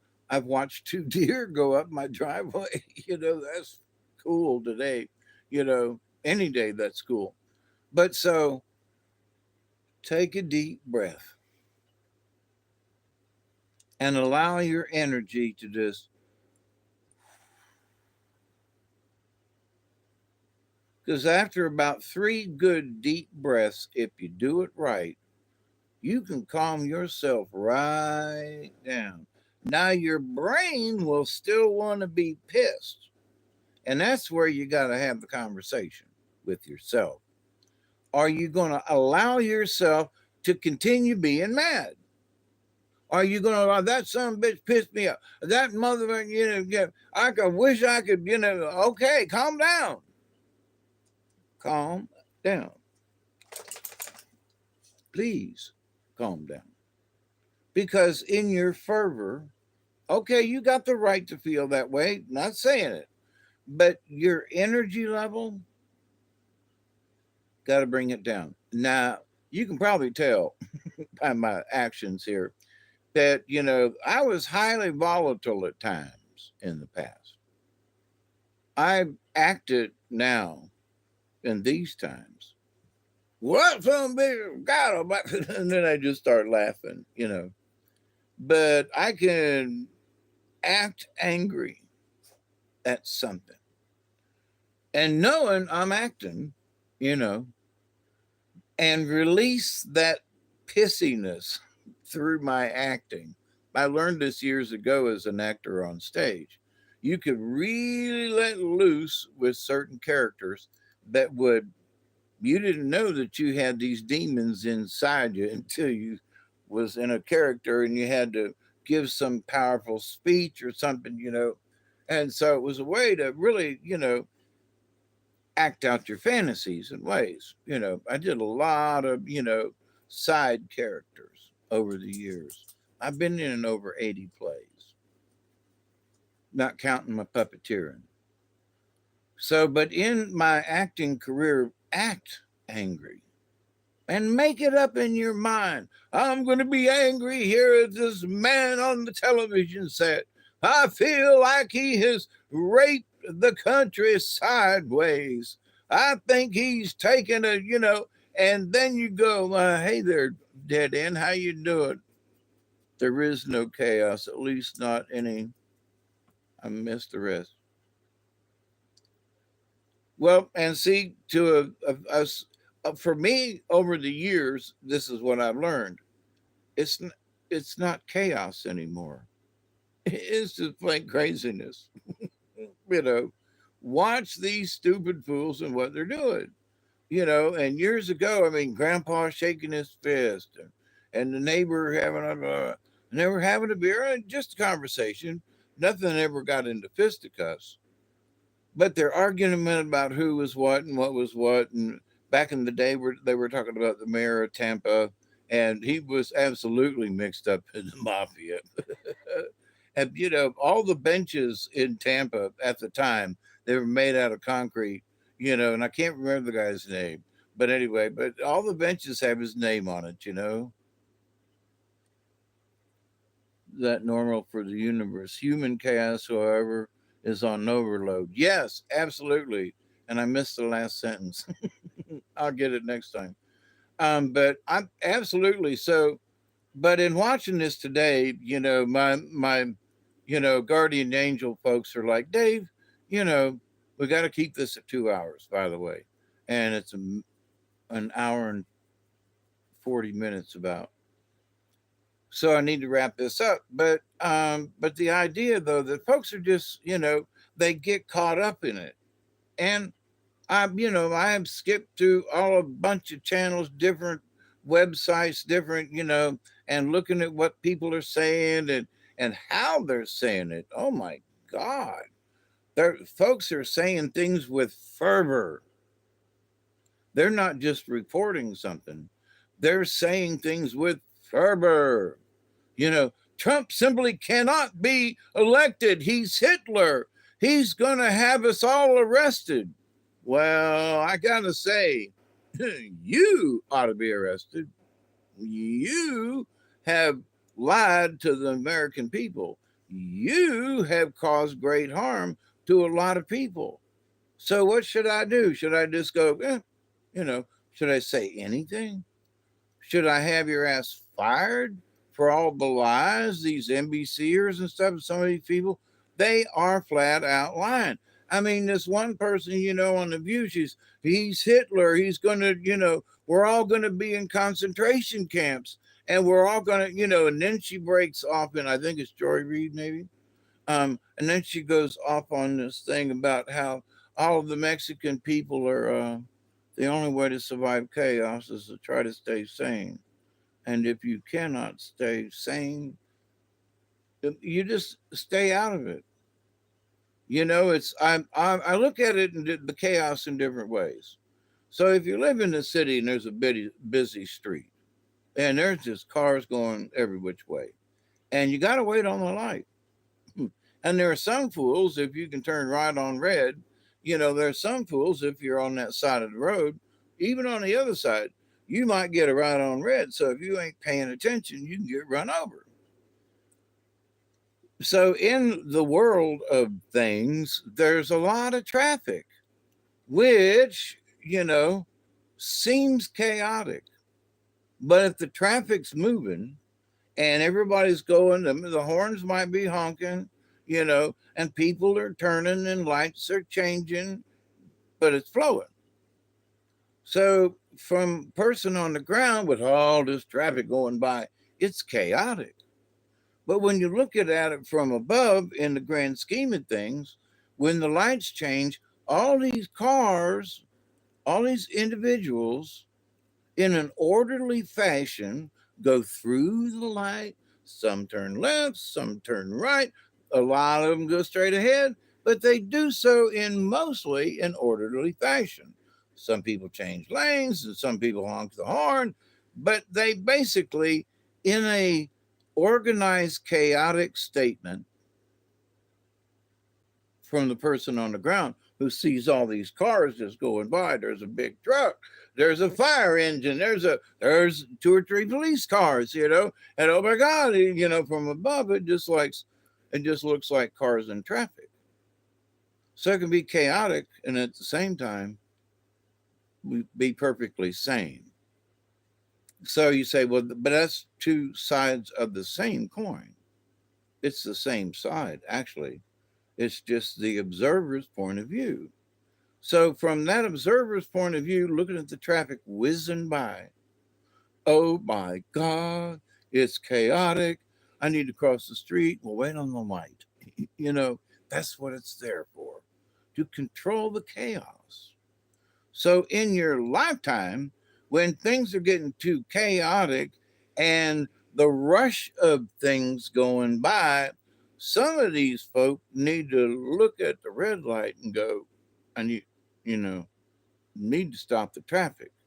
But you need to stop the traffic in your head. The traffic from the guy on the ground is, now I get to cross the street. And if you cannot say stand or admit that is a brilliant about the trap. Thank you. I've talked about this before, but folks don't listen. So I want to speak it to the universe again. But so from the person standing on a street corner, the lights turned red. And now the walk sign has turned on. And now they feel confident to cross the chaos to the other side. Now the chaos is still there, lined up in the traffic. But as soon as they get to the other side, hopefully, and then light changes to green, the chaos, he turns around, she turns around and looks at it, and the chaos continues. It keeps going. The light changes, the cars keep going. Beep, beep, honk, honk, people. And you go, well, but the chaos stopped for a moment so you could cross your nappy ass to the other side of the road. And that's good. And to the drivers who are like, wow, man, come on, light, come on, light, come on, come on, come on, come on. I'm late for, a delivery. Come on, come on. And then, so there are people all lined up. So every one of them vehicles, in a way, has chaos within the vehicle, because every car is trying to get somewhere as quickly as possible. So each car, each vehicle, truck, car, whatever, has chaos in it. Come on, I want to get there. Come on, come on, come on. You're going to be late. Come on, chaos. Guy over here is like, man, I'm late for such and such and such, you know. Um, and so there's chaos in their minds. Some of them are, kids in the back, shut up or I'll whoop your ass, you know. And so you got all this stuff in the traffic that is the chaos. You follow me? So there's one person as the observer. So we need to become the observer on the street corner.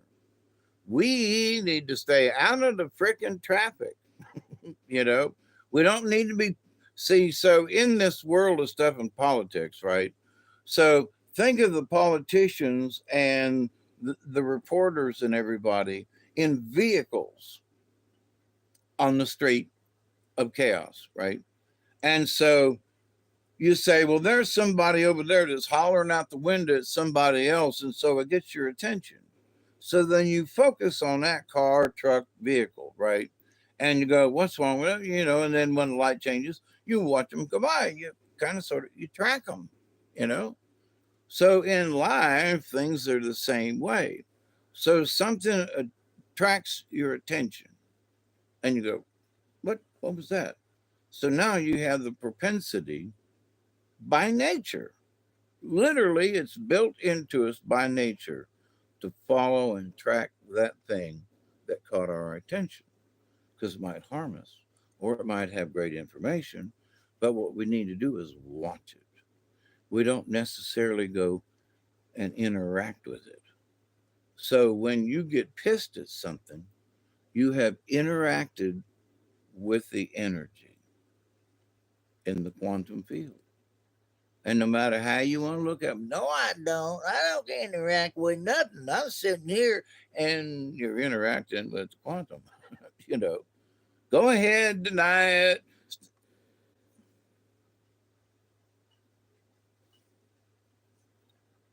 We got all kinds of wildlife out there in the field today. I don't know what it looked like a fox that went by. Literally, it looked like a fox.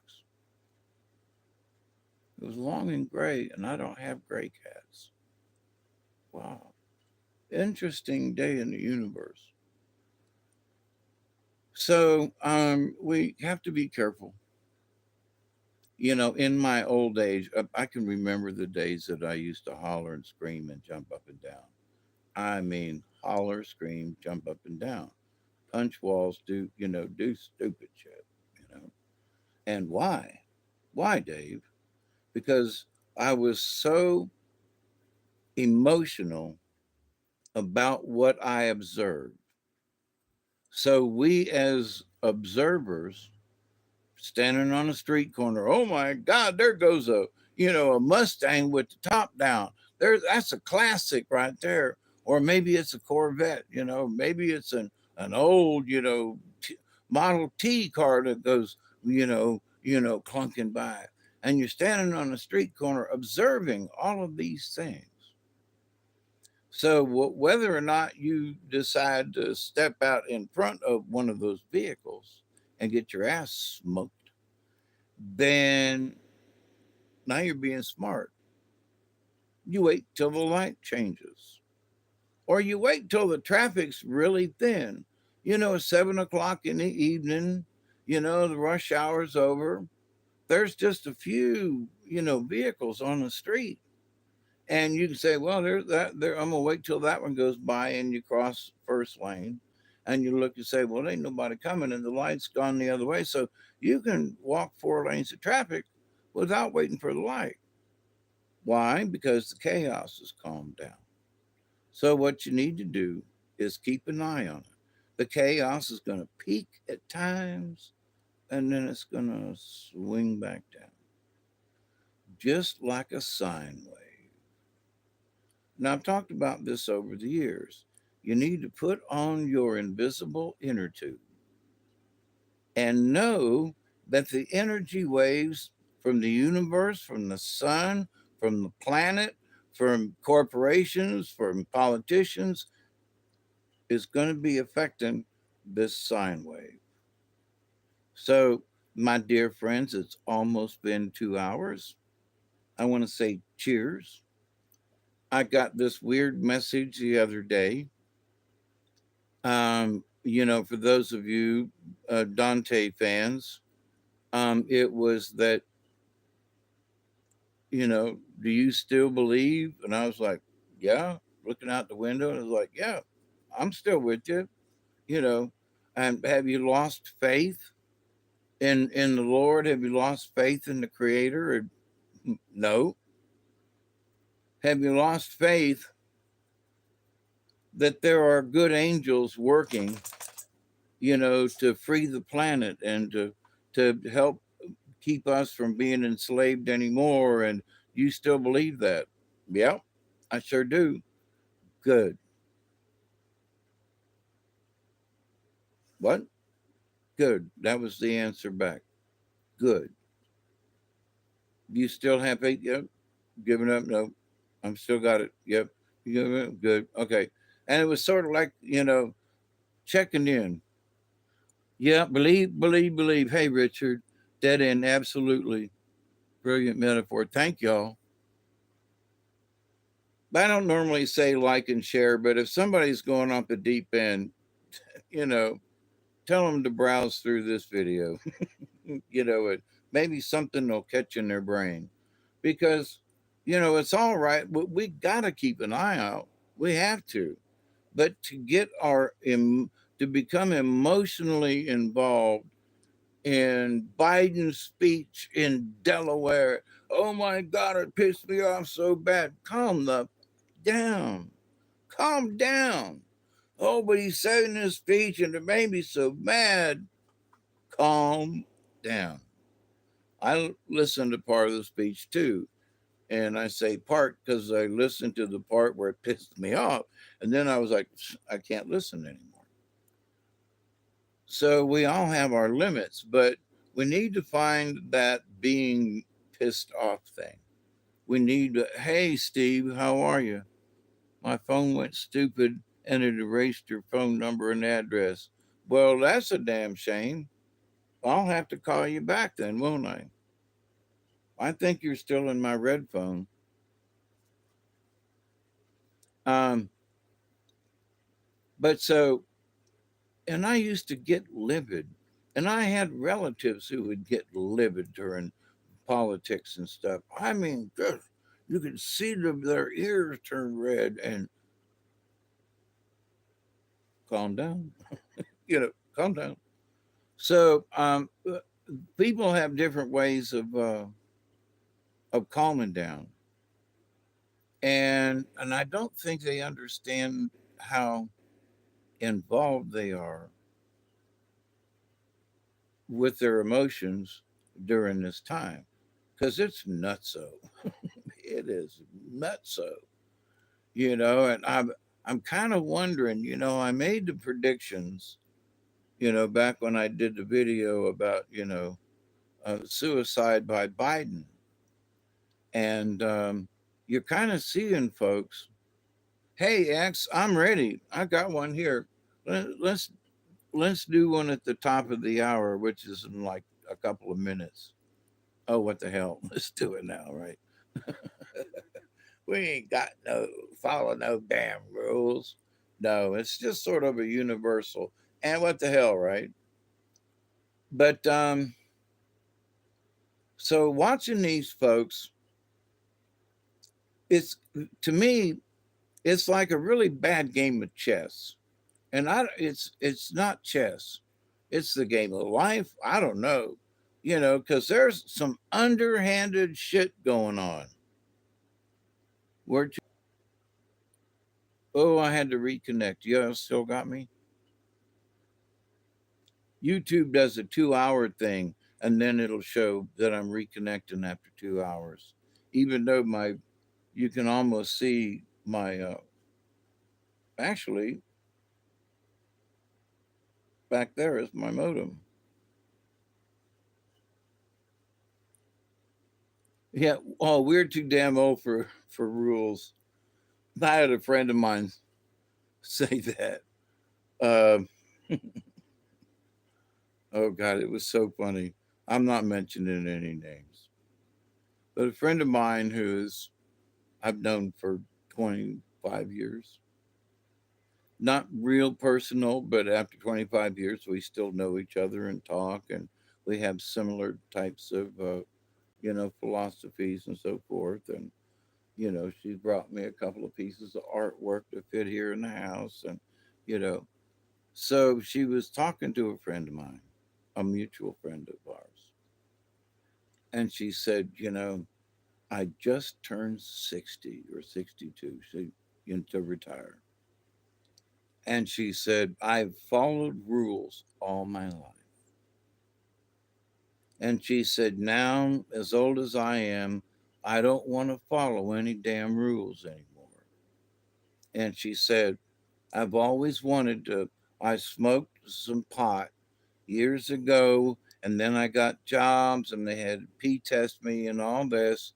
And she said, now that I'm retired, I don't have to follow them rules anymore, and to hell with them. And she said, so I got a little bit and I smoked. And my friend said, well, good for you, if that's what you want to do, right? She said, I smoked. And then she whispered over to her, and it's the first time I've had an orgasm. And my friend busted out laughing. So she wants some more so she can have another OG. And I'm sorry, but I find it pitiful, that it's like, what? And she waited till she was 62 and retired, smoked some, and had an orgasm in the first time, like, holy crap, you know. So, oh, that demon weed. God bless her. I mean, no names, no nothing. And that's not really embarrassing. It's sad, you know. I'm embarrassed for her, like what? All this time and holy mackerel, but I'm proud for you. Yeah, really. Holy mackerel. Cheers.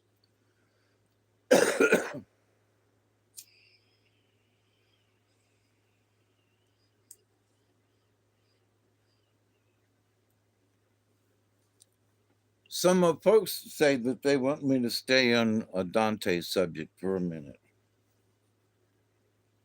I don't really have any firsthand information. There have been a couple of clues that they're busy as hell trying to eradicate, them bad folks over in the Ukraine and areas. And it's a really bad war because the enemy is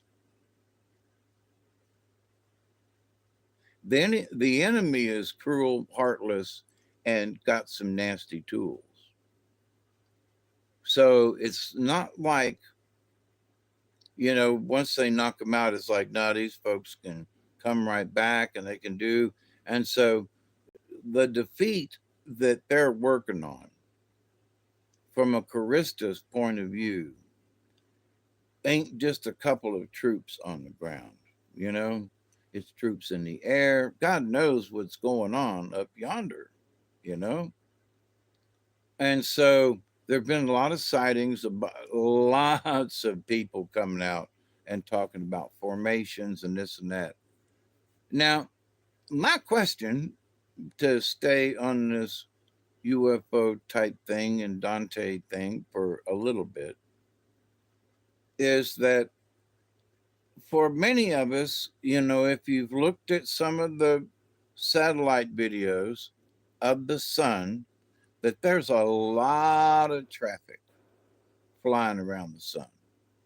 Big things flying past the sun, going back and forth. there is a lot of UFO traffic in our solar system. There is. A lot of it's going to Jupiter and to Saturn and to points beyond. So there's been a hint talking about asteroids, in that we've got one today. Scientists say big asteroid to fly really close to the Earth today. And it's like 935,000 miles away.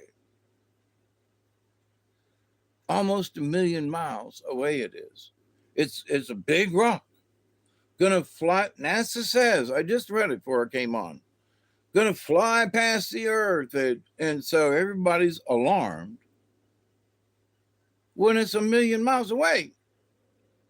Now wait till it starts getting like 1,000 miles away from our atmosphere.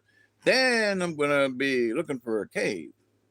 But the way they put things out in the news are ways to try to scare people.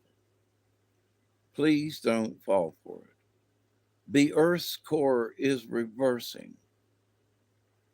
Oh, it happens every 70 years or so. Oh. So, but the headlines don't include 70-year cycle of Earth's core reversal. You have to read down to find that it's a 70-year cycle. Oh, so they're going to scare the shit out of you first. And then, if you will be persistent and read further, but don't worry, it's happened before. So, who do we believe? We believe ourselves. We believe what's in our heart. Some of the information to the NASA thing and the asteroid, that was true. It's flying by right as we speak, probably, more or less. 2 times, but something. Um, but it's a million miles away. So there's truth in what they told us. It's flying by and it's dangerous and it's hauling ass at 44,000 miles an hour and it's a million miles away. What? What? They're probably going to just fly by. I see 50, probably closer. Yep. But so people who look at the solar observatory, when they see things, it always amazes me. There are things flying from the sun, not the sun directly, but from that point of view, that are flying from the sun's direction. Okay. And you can tell that these, shots of the sun come every so many minutes. There's a frame shot, frame shot, frame shot. And then they patch them together as a little video, right? So you're watching this thing, and here's something, a dot you see way up in the distance on one frame. And if you watch it on the next frame, it's like way up here. It's the same dot. All right. Now, if the sun is so powerful, right, and that any little objects that swing by, asteroids, pieces of dirt, will get sucked in by the rotation of the sun, then how come there are things coming from the direction of the sun hauling ass in 2 frames? They're traveling a million miles an hour. These things are hauling ass, you know? So you look at other parts of these solar observatory. Hi, F Kitty. You look at the solar observatory and stuff. And if I could share the screen, I'd be showing y'all some of this stuff, right? I did way back in the day when Brian was around. I was started with some of this. So, but if you watch what's going on just around the sun, not coming from it, but there is, but from around it, from all directions. And there's stuff coming from the camera's point of view towards the sun. And some of these folks talk about, oh, they're incoming comets, they're failed asteroids, they're something, something, something. But these things are hauling ass. Why? How do you know? Because they show up in this frame. And if you pay attention, it'll show up in this frame. And then if you pay attention, it'll show up way off in the distance in the next frame.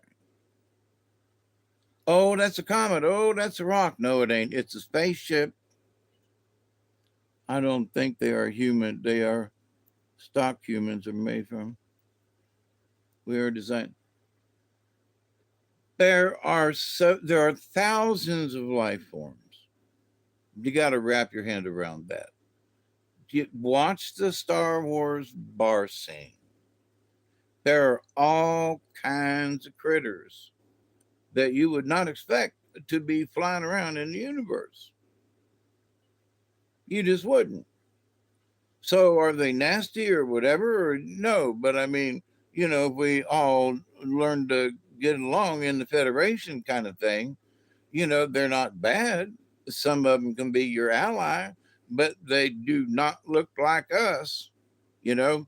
So we have to stop with this idea that the only aliens that we're going to accept as if they look human. We got to get away from that. We we really need to get away from that one. I mean, as a human tribe, we need to change that opinion because there are insectoid type beings who are on our side and currently fighting on our behalf up yonder, you know, in in our solar system and beyond probably because they're fighting against these other folks, the Mater and the Vlash, who are just nasty beings, and they recognize it and they go, no, we want to, because the Vlash and the Mater will enslave these folks. If they're flying around in outer space and see something and have an advantage, boom, they'll get them. They'll go to their planet, they'll go to some place and say, okay, now you guys can go work in the mines. I mean, that still goes on, in outer space. So some of this stuff in the outer space thing is like, well, that's just fantasy. Yes, but it ain't. And you say, well, Dave, why ain't it fantasy? Because the person who wrote it is picking up stuff from the quantum to give them ideas on how the story should go. The depth of information. I mean, Star Wars, okay, Roddenberry, or was that the other one? But anyway, but the depth of information that written down, those ideas came from the quantum. So if the ideas came from the quantum, it might be that there is literally somebody in the universe that's putting out a vibration that this person perceives as a person in the bar in Star Wars, I think, or more something. Documentaries, is that what you said? Yes. Yeah. Um, because there are folks who have seen people being beamed up into vehicles, literally being beamed up. Yeah, thank you, Richard. But the thing that all aliens are going to look like us kind of thing, we need to wipe that one off. you know, there are some of them that look like us. Now, are we going to reject the ones that don't look like us? Whoa, you look like shit. No, nobody. They come from the planet wrong. What is all you Earthers look like shit to me? What? So, you know, here's this big blob. There's, um, look how powerful the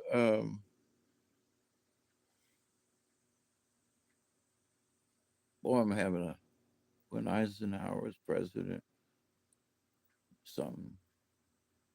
Yeah, there's a lot of shady stuff with Eisenhower and alien things. Yep, there absolutely was.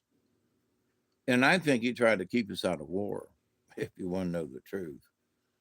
Because at the time of what was going on the planet with Foo Fighters and all these other kinds of things, aliens had the advantage. Think about it.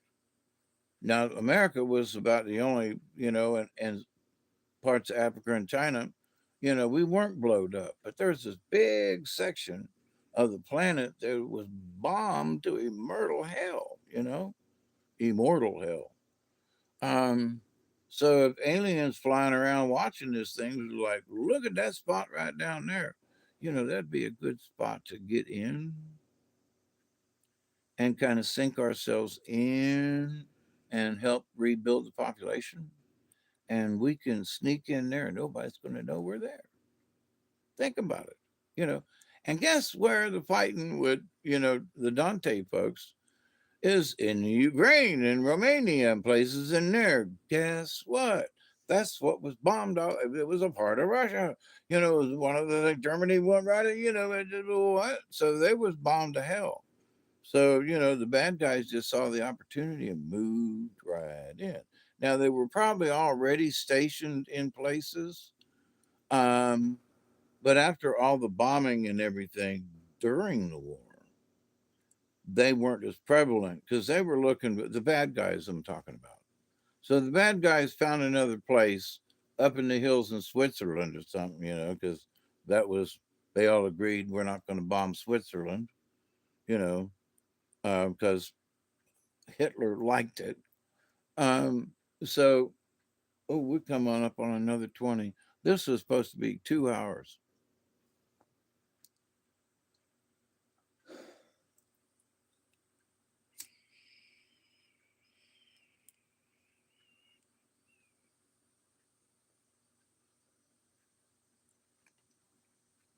I'm going to be live with Robert later on.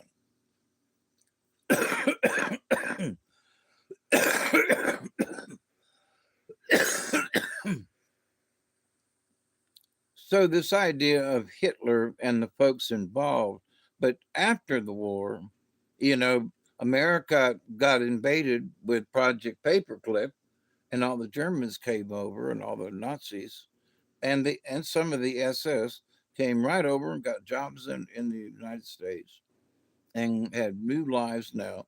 Most of them have done some really good things, engineering and that kind of thing. But at the same time, we don't know what's been going on underneath it all. And you say, well, Dave, that's a conspiracy theory. I'm like, well, you let all these Nazi scientists in the United States and give them government jobs and control of stuff. And you say, well, I'm sure they didn't do anything wrong, Dave, ever after they got here. Aloha. So these folks didn't do anything ever. They didn't do anything off the shelf or nothing. You want them to create rockets and there, but you ain't got enough. You don't have another vehicle hidden somewhere. Y'all were working on a spaceship that was anti-gravity. You mean you don't have one of them sitting in a garage somewhere y'all been working on? But everybody's got they got to look at this phallic symbol. I hate to say it. Yeah, paperclip. So they have to have this phallic symbol. It's got to be a rocket. It's got to be a rocket. Now, years ago, in popular science and popular mechanics, I used to subscribe and I haven't in years, but used to go to the library and read them every month. The U.S. was a serious Nazi sympathizer. Yep. But there were folks in the Ford company that were like for Hitler, and also something else. I wanted to do a separate video. I watched something the other day about eugenics. 100 years ago, they were sterilizing women and men.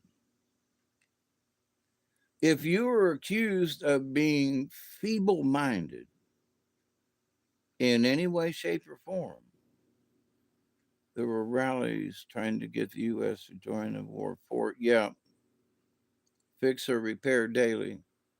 I've got a Mazda with a lot of Ford parts in it, and I gotta say, she's still running. I had to replace a lot of sensors, but she's still running. So it's a Mazda, but it's a Ford underneath. Um, but my Mazda, for whatever reason, runs better than the Ford Rangers do. And it's same chassis, same engine, same, I don't know what else is different because they use the same, manual. But anyway,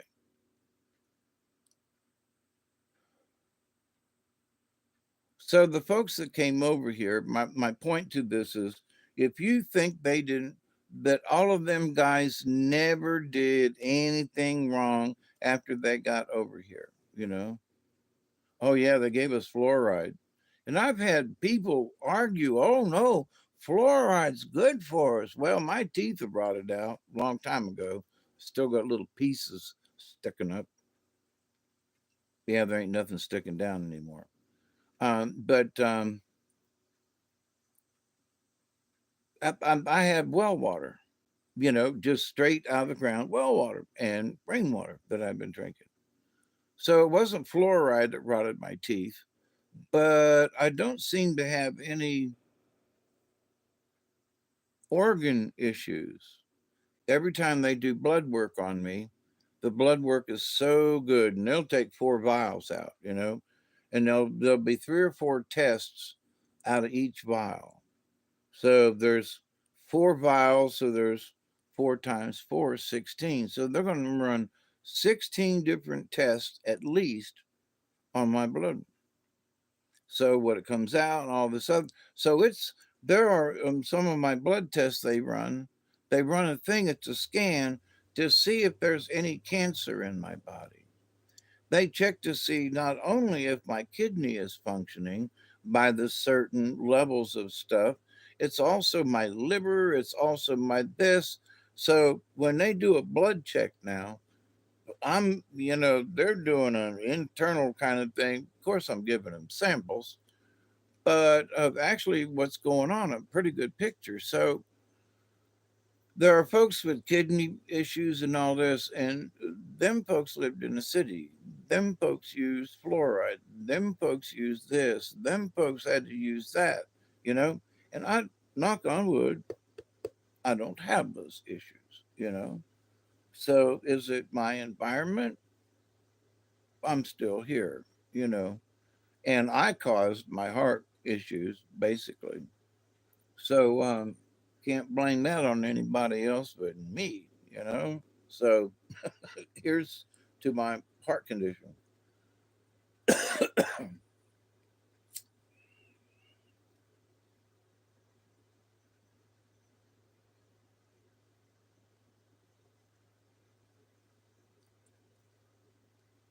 At least what I can report is I have actually and confidently changed my habits so that my behavior is different.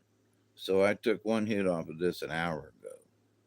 Well, and just a few minutes ago, but to the point though. So I'm not like sitting here getting all toked out and everything. Used to do it. When that one was done, roll another one. Used to do it. Used to do it.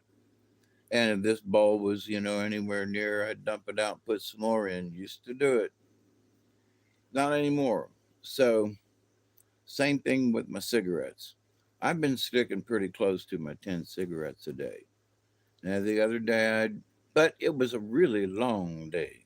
I mean, I had went from like 7 in the morning till like 2 in the morning. And so after 12 o'clock, I had to bust into another pack of cigarettes. But I had stuck with my 10 for the day, but I was still awake. So does that count? Hey, Scotty boy, good to see you. Hold there. I missed it. But so I still maintain. Oh, I just noticed I'm bipolar as hell.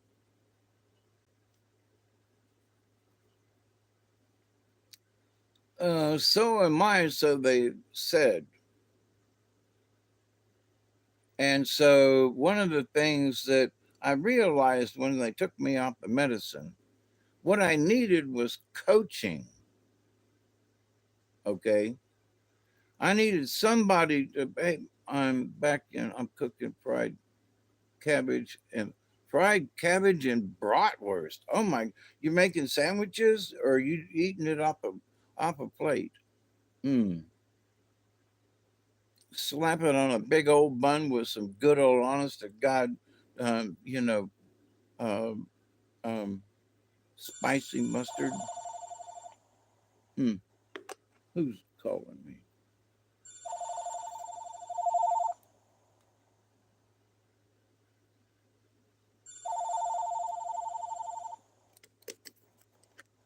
My cataracts don't allow me to read so good.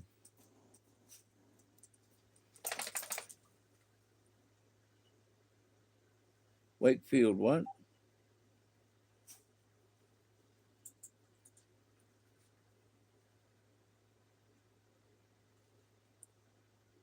Wakefield, Maryland.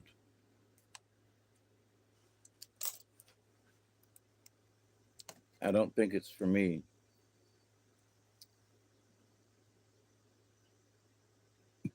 Yeah. Answer that damn phone.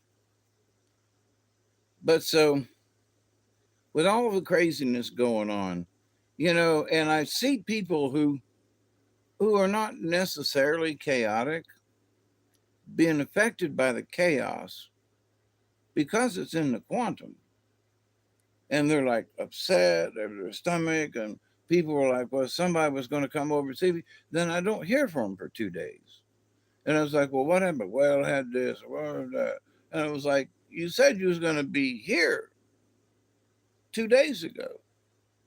You didn't call or text or nothing. You didn't think, well, I wasn't feeling good. But you said you was going to be here 2 days ago. It's not like I was going to be at your house 2 days ago. You were supposed to be here.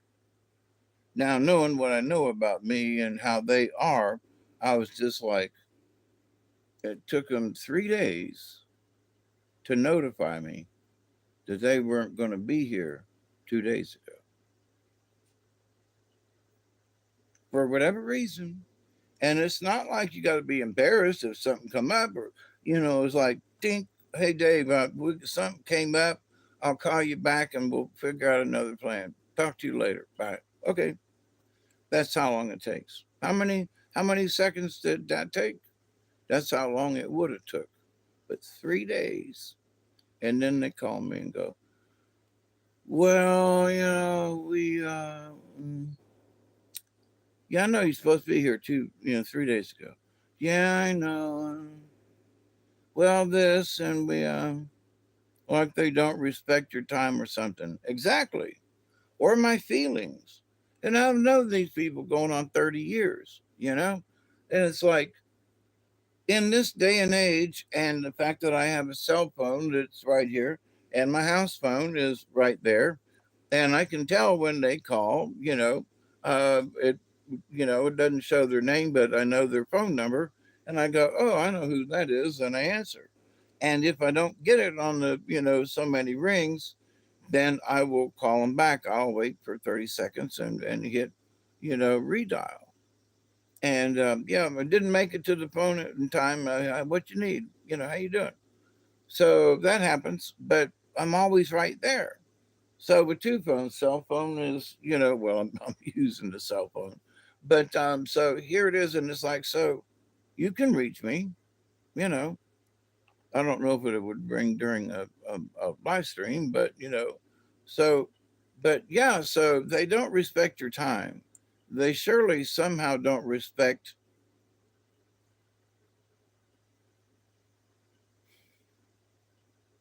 your energy is one. It is your time, but it's not just the space, it's what's in that space of time. Yeah, the connection with me. Well, or the lack of, or that, you were supposed to be here, so I spent energy expecting you. And then I spent energy wondering why. Now, shame on me, I didn't call. But they've gotten to the point where, well, we'll be there at 3. I'll see you at 6. You know, I used to be late all the time, but not 3 or 4 hours. And if I was, I would call you and go, I'm running late. But if I was going to be 20 minutes late, I would just be 20 minutes late back in the day. But now I got a cell phone. I would call you and go, yep, I'm running late. Or I'd send a quick text, you know, you always late. I used to be. I've gotten better, which is amazing. You'd think old age would make me worse, but I've actually gotten better. 11:58. You've been late. I was born in the morning. That's why I hate mornings. Trying to be early. That's nearly close to. Yeah, my dear friend Marcia, she'd be 20 minutes early. And I'd go, what are you doing? She goes, we're going to be late. And I'm going, we got an hour. She goes, that's all right. I want to get in line. And sometimes the front of the line did not net her what she thought she was going to get. That was back in the day when we were picking up, free food. She'd be first. She'd be literally be first, the first 10 people in line, and they'd be picking stuff out of this great big box of food and stuff, and they'd get whatever came off the top, and I'd be one of the last. I'd wait till everybody got through, and then them ladies would be pulling pies out of the bottom. They'd be pulling all kinds of stuff, and they'd be like, there'd be one person, me and another person would be the last in line, and these ladies would be piling out these pies or breads or cookies or whatever cakes and well, sometimes fruit and stuff. I mean, it wasn't always baked goods, a lot of baked goods, but so they'd lay it out on the table and they'd go, well, there's nobody around, you can go ahead and take 2 of them. When she wasn't looking, I'd grab 3 and go to the truck and come back. She'd go, where'd you go? And I said, well, I wanted to put them up before I messed them up. So, what else we got? So I didn't take anything that wasn't there, but everybody else that had to be first in line, they got what they got. You got one of each thing and move along. But when there wasn't anybody there and they had all this food still there, then you got to take an extra. So standing and being first ain't always the best thing. BRB, I'd like to be early, but yeah. Oh God, please don't be on Indian time.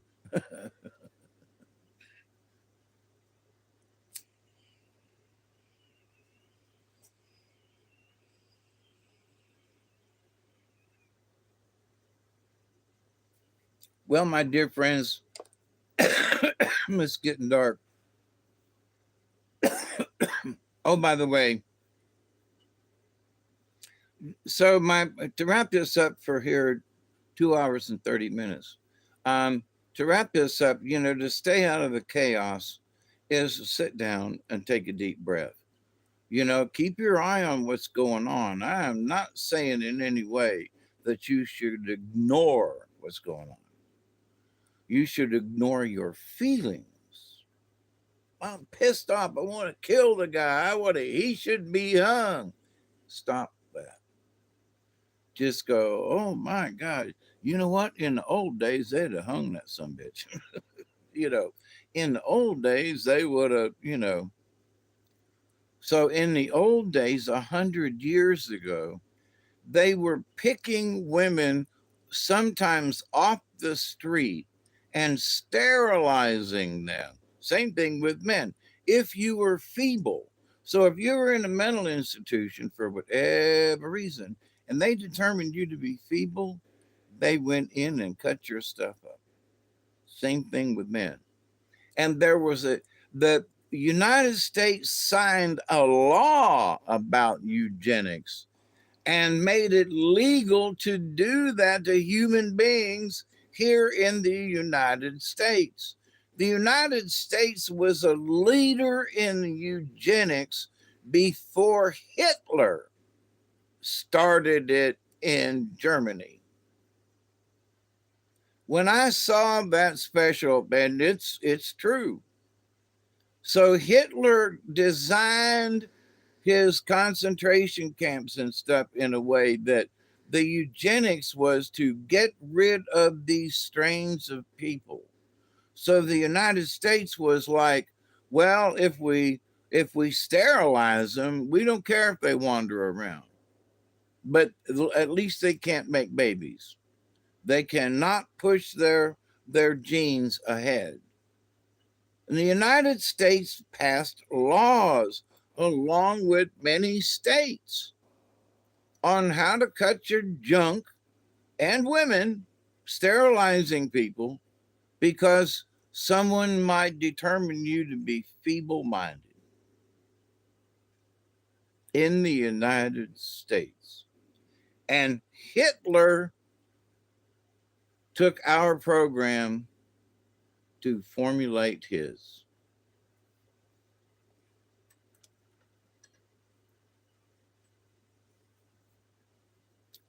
So much for the United States of America with a clean history. Poor people were focused on, the underclass people were targeted, Jews were targeted, along with other indigenous people. Nobody said anything about the Chinese, though. I'm just saying. So,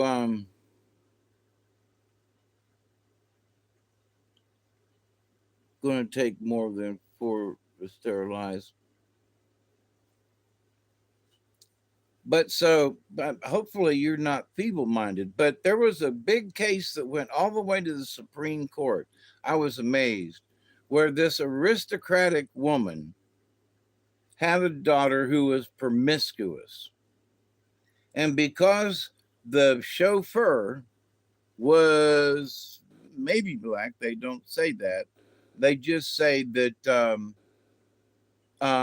she was hitting on the chauffeur and mama didn't like it. And because of that, she was going to consider her being feeble minded. And that, but also that because her daughter was going with a, a 41% of the women, 75, having had the procedure. Oh yeah. I mean, many women nowadays, especially from the baby boomer era, have lost their reproductive stuff one way or the other. Hi, Chloe. I don't know if I said that hi to you before, but so anyway, but the idea of how much legal eugenics was going on in the 1920s and leading up to the Second World War. There were many people who agreed with Germany, and especially with making sure that, you know, that's why segregation was a big deal in the 60s, because after the war and the blacks came back and they wanted equal rights, which they deserved now, don't get me wrong, because I had friends that were at Tampa Catholic during the 60s. We were an integrated school, elegance and rapid profit models and actors.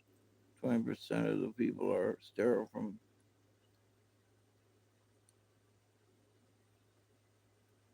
I will always take 2 kilos.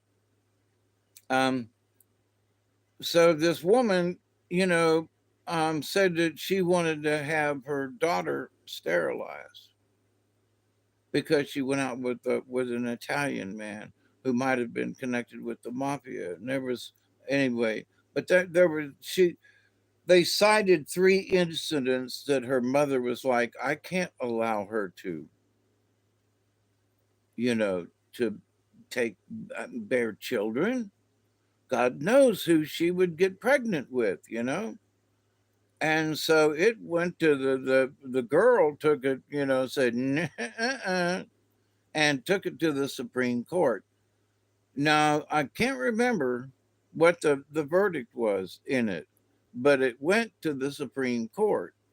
And so because Hitler developed the eugenics program, some I can't remember, but it obviously we don't have it now.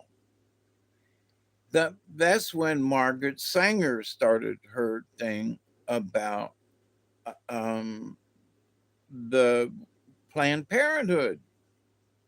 So why are they taking away babies? Why are they permitting and pushing abortion? If they can't cut your stuff off,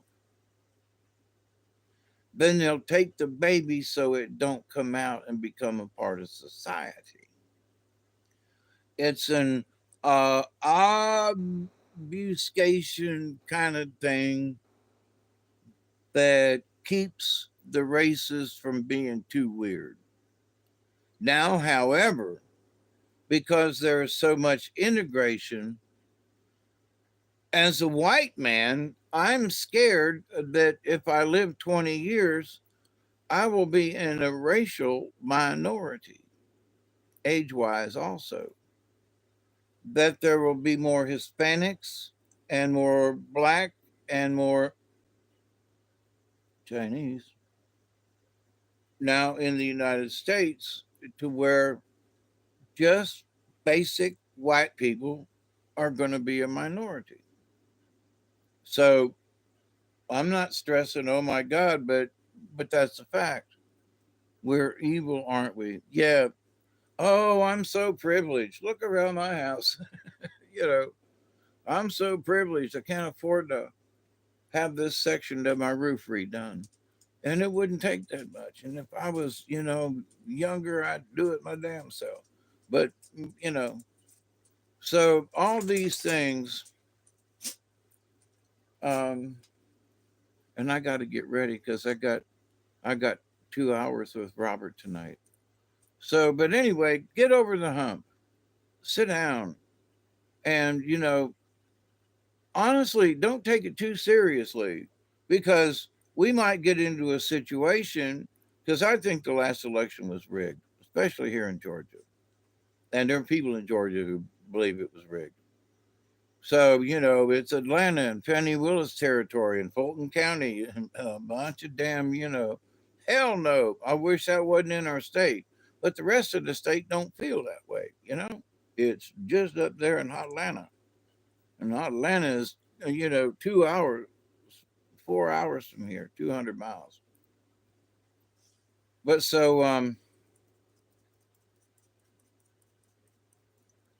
who knows what the big wigs that are overseeing the whole schmoly.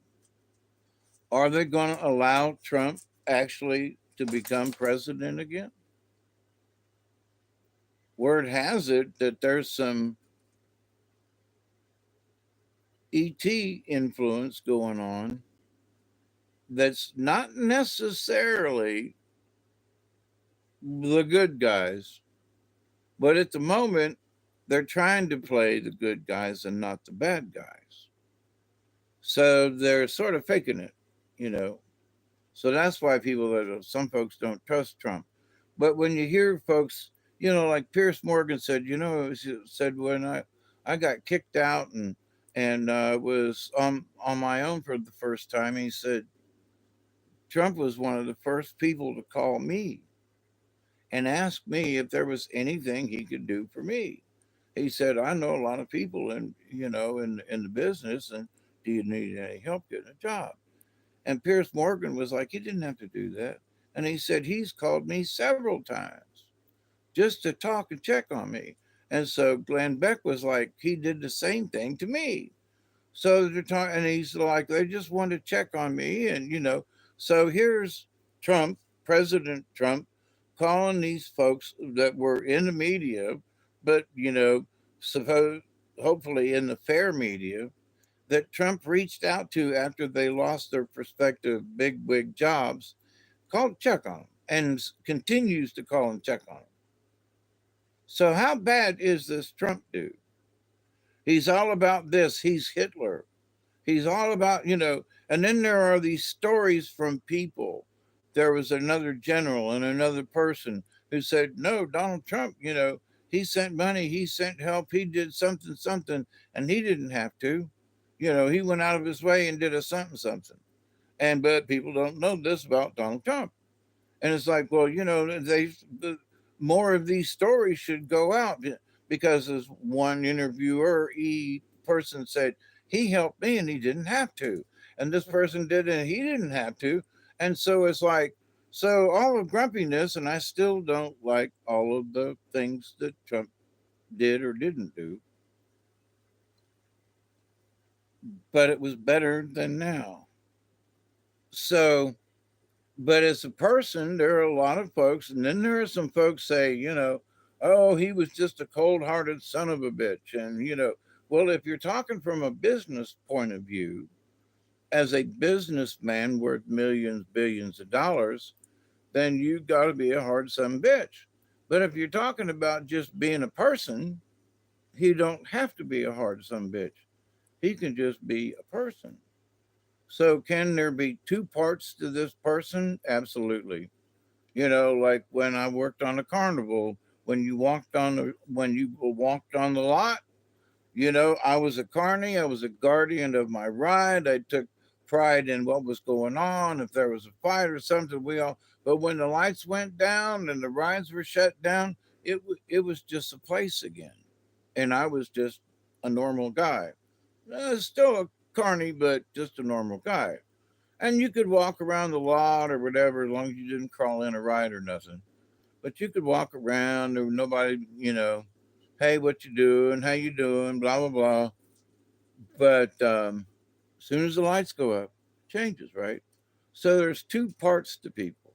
There's your business part. There's your home life. You know, and everybody ought to be able to understand that. So with Donald Trump, if he has had to act rude, ugly, and whatever in business, okay, but it made him where he is.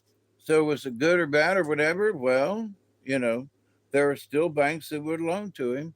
There are still entities that do such and such.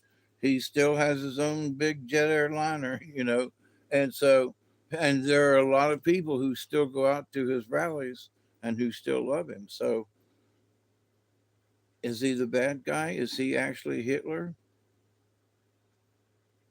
I'm scared of Big Mike.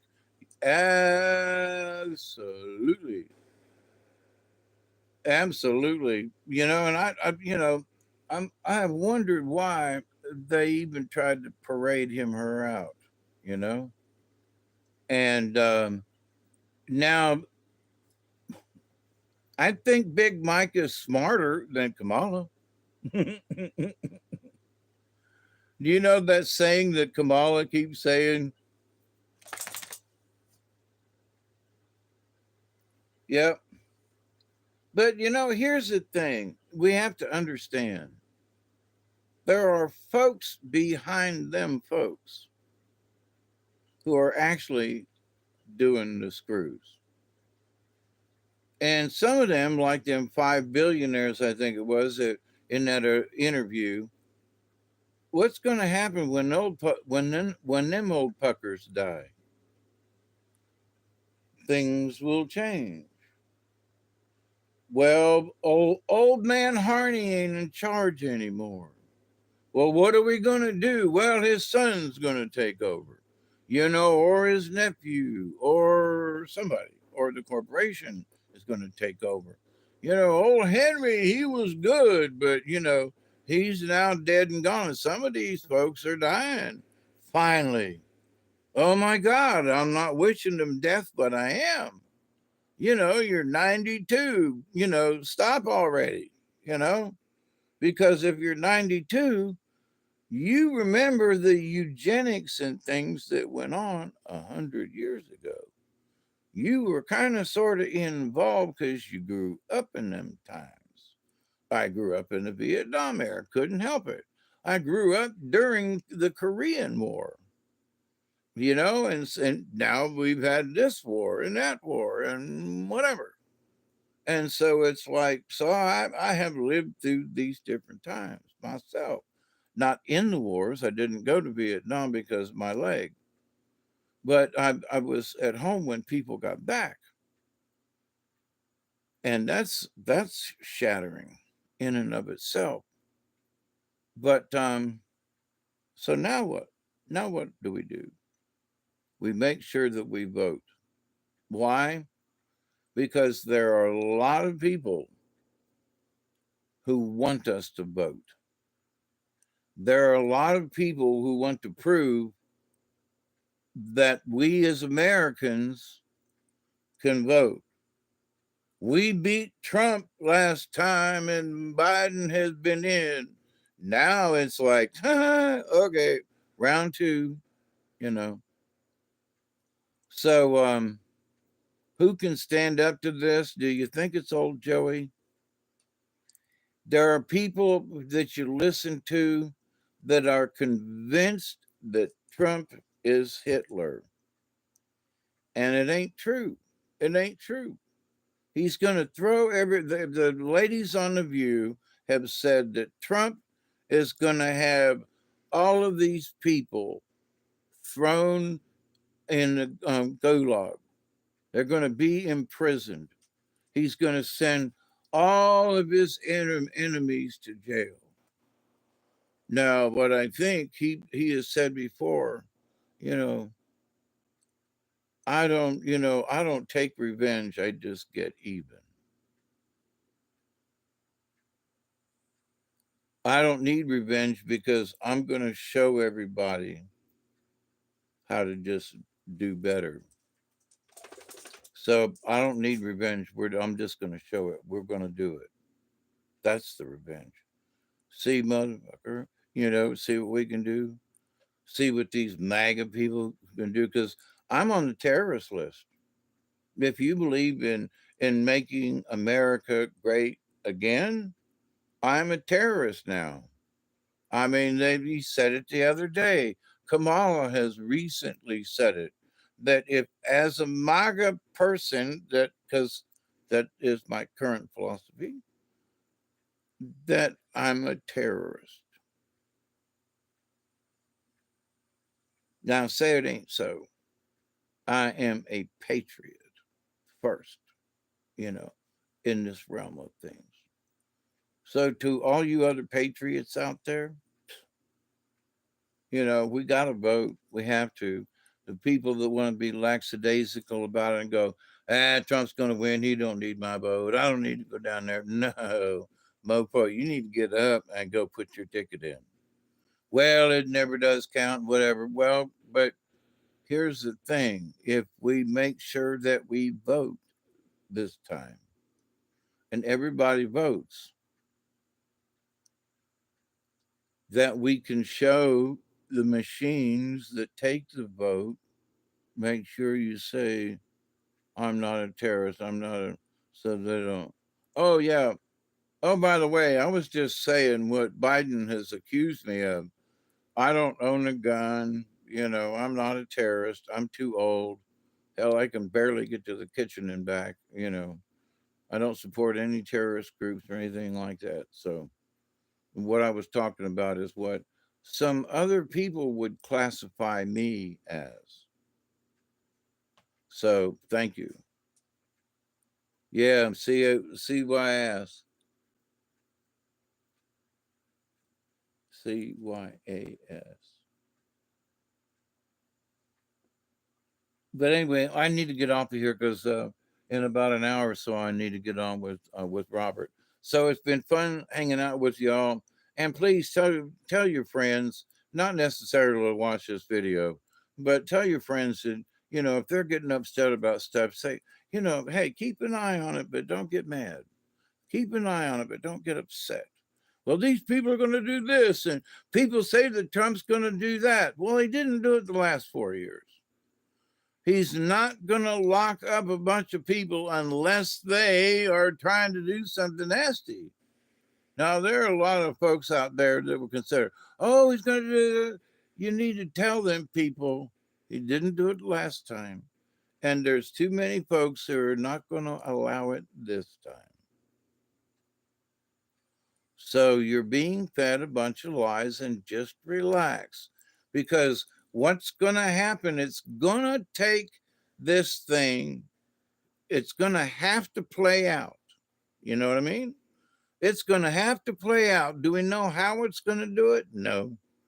We went the other day from Trump to Biden, Biden, Biden, Biden, Biden. Who would have thunk? Who would have guessed if you would have bet money on it? Nope. But it happened. So what's going to happen? They're in the universe. My folks say there's going to be some more prizes coming up, and we need to sit back. Really, we need to sit back and make some popcorn.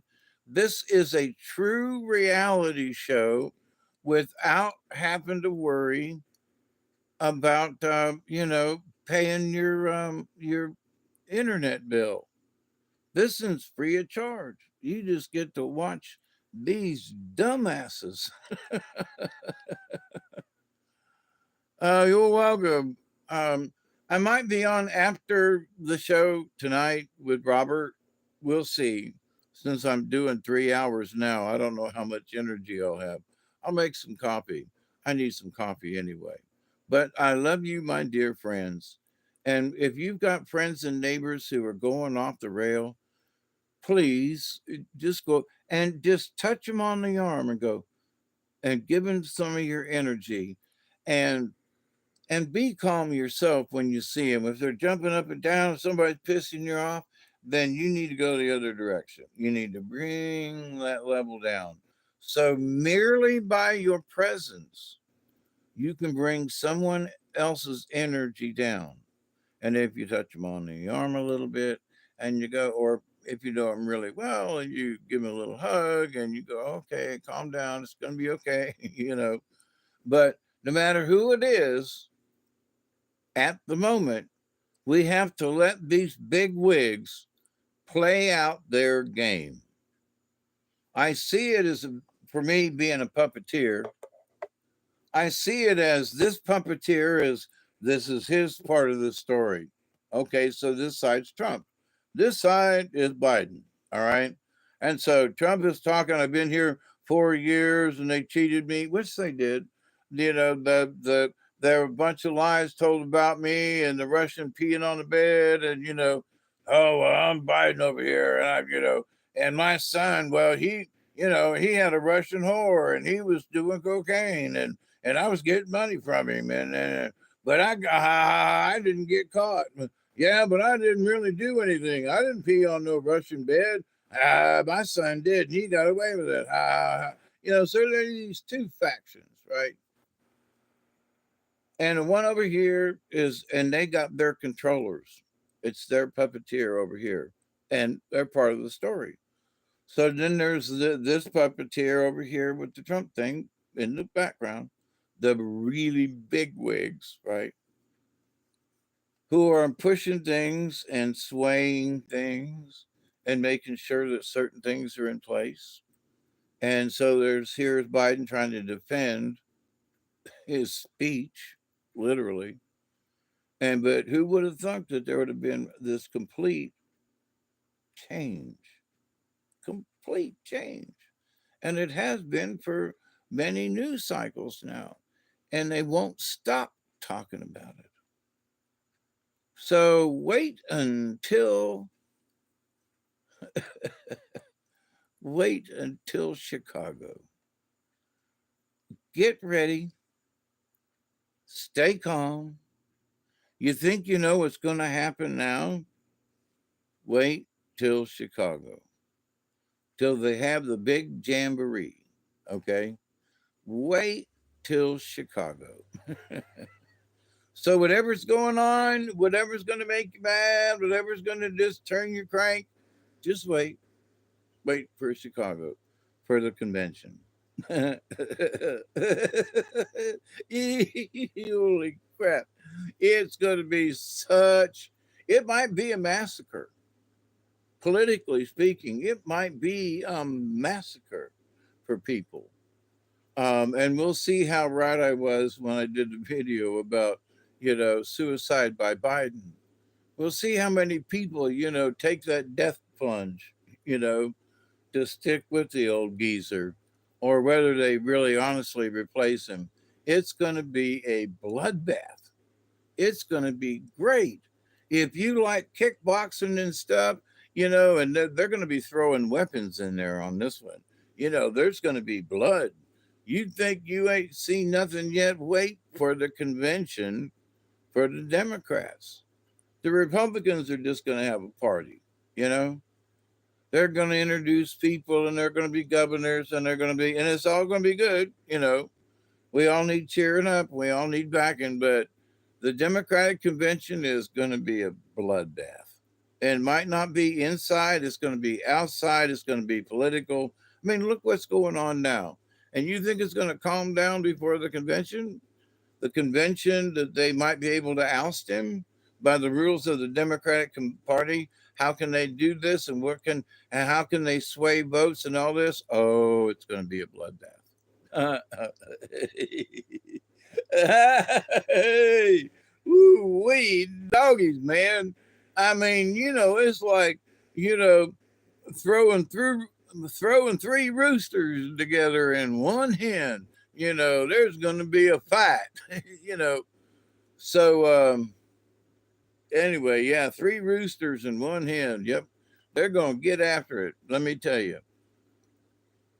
So may the best man win, right? And they will kill the other rooster. Oh, I got to plug in too. So, my dear friends, I love you so much. Please stay safe. Please stay out of the chaos. Please emit as much positive to the universe as possible, especially literally in this time of need, because the universe needs our positive energy now more than ever. I mean, because look at France and England and all these other countries that are having votes. I mean, it ain't just us, it's a worldwide thing going on. So when we can throw our positive energy into the fight rather than negativisms, well, I hate that son of a bitch. Well, okay. So change it to, I never liked that man, so I'm voting for the other guy. But I hate that son of a, yeah, I know, calm down. I didn't like him either. Don't like him now. Didn't like him then, but that's fine. But I hate that. I know. Calm down. You know. But I don't like him very much. Well, let's vote him out. You know. Never should have voted on him in the first place. I know. I did too. We both voted for this guy, thinking it was going to go this way, and we was wrong as hell. We thought voting for the black guy was going to be a good thing, and we got screwed. But here we are now. And it's his vice president. You got to think about this. Who is Biden? Where did he come from? He came from Obama. He came from Obama land. What? He was Obama's vice president. Have you forgotten? Well, but I didn't like Obama. Then you shouldn't like Biden. Well, wait a minute now, but Biden's Biden. Yeah, but he was vice president to Obama. Y'all ain't listening and you ain't paying attention. You didn't like Obama, but somehow Biden is your savior. Because people have lied to you about Trump. So my prayer is vote for JFK, RFK Jr. Don't vote for Biden, please. Please.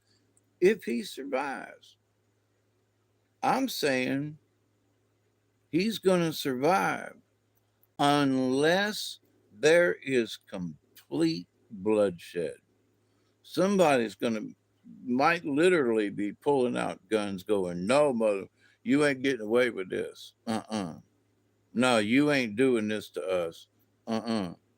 There may be some thugs in the Democratic Party who were lured into thinking that the Democrats are doing this and it's something and they can't go with Trump, but so their only choice is I gotta be a thug in the Democratic Party. But I ain't vote for him. I ain't that I'm I may look gullible, but I ain't stupid, you know. I'm sorry, you know. Yeah, stay strong, Scotty boy. All y'all, we fly a Trump flag here. Good. So, but I just hope that folks look at, honestly, people say, well, Trump made all these lies, but they don't, oh, he lied about the thing, the employment, and it was this, and then it was this, and they kind of scrunch the numbers, and they won't go back far enough and how high it was. But so that, oh, but Trump lied. No, he might have scrunched the numbers a little bit, but he didn't downright lie like Biden did several times, many times, and on purpose. It's been proven that he didn't have a sexual thing, that they paid somebody else just to keep him from blabbermouthing, and he blabbermouthed anyway, and he still had to pay him, and then he had court costs.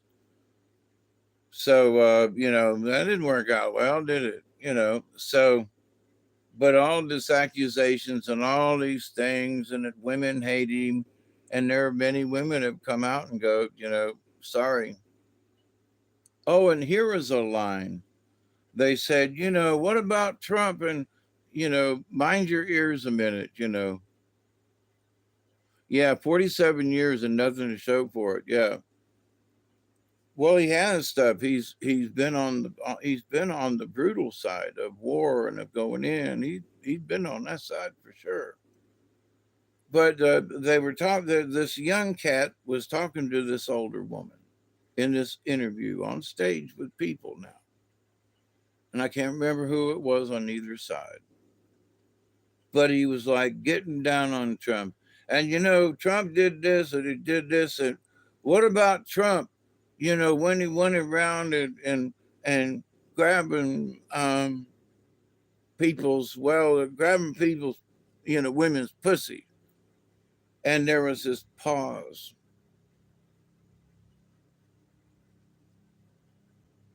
There's a helicopter overhead.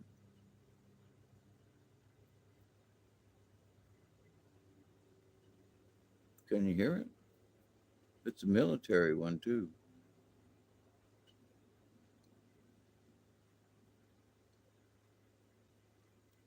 I'm being surveilled. There was this pause after he said it. She said, I'd rather have my pussy grabbed than to have a pussy as a president. And the crowd went, and I busted out laughing when I heard it. And she was like, what? So, but anyway, so, I'm ending on that note. But so this part about how women hate him and how women are this or that or the other thing.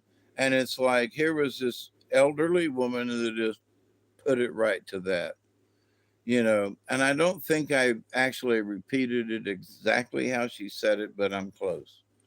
So, but anyway, I busted out laughing, And I don't know it was this young punk kid who was interviewing. He was like, well, Trump's done this and Trump's done that and Trump's done that. What do you think about this? And she just a one liner. And probably took her about 30 seconds to in that pause before she answered him. But oh, it was a good one. So, my dear friends, please stay safe. I will continue to pray as I always do.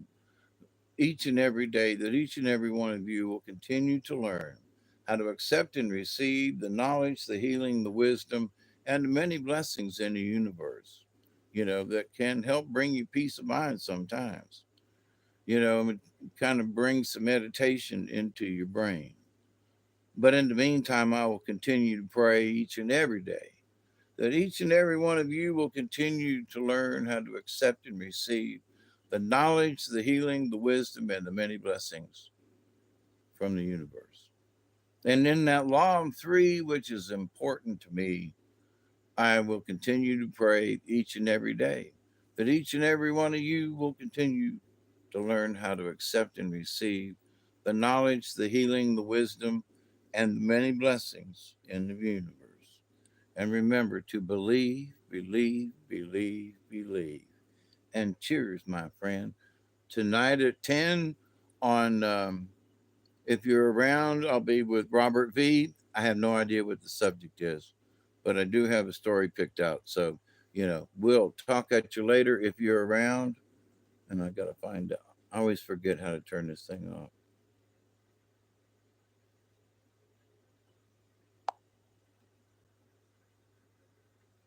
Are you sure? Yep. Okay. I love you, folks. Please be safe.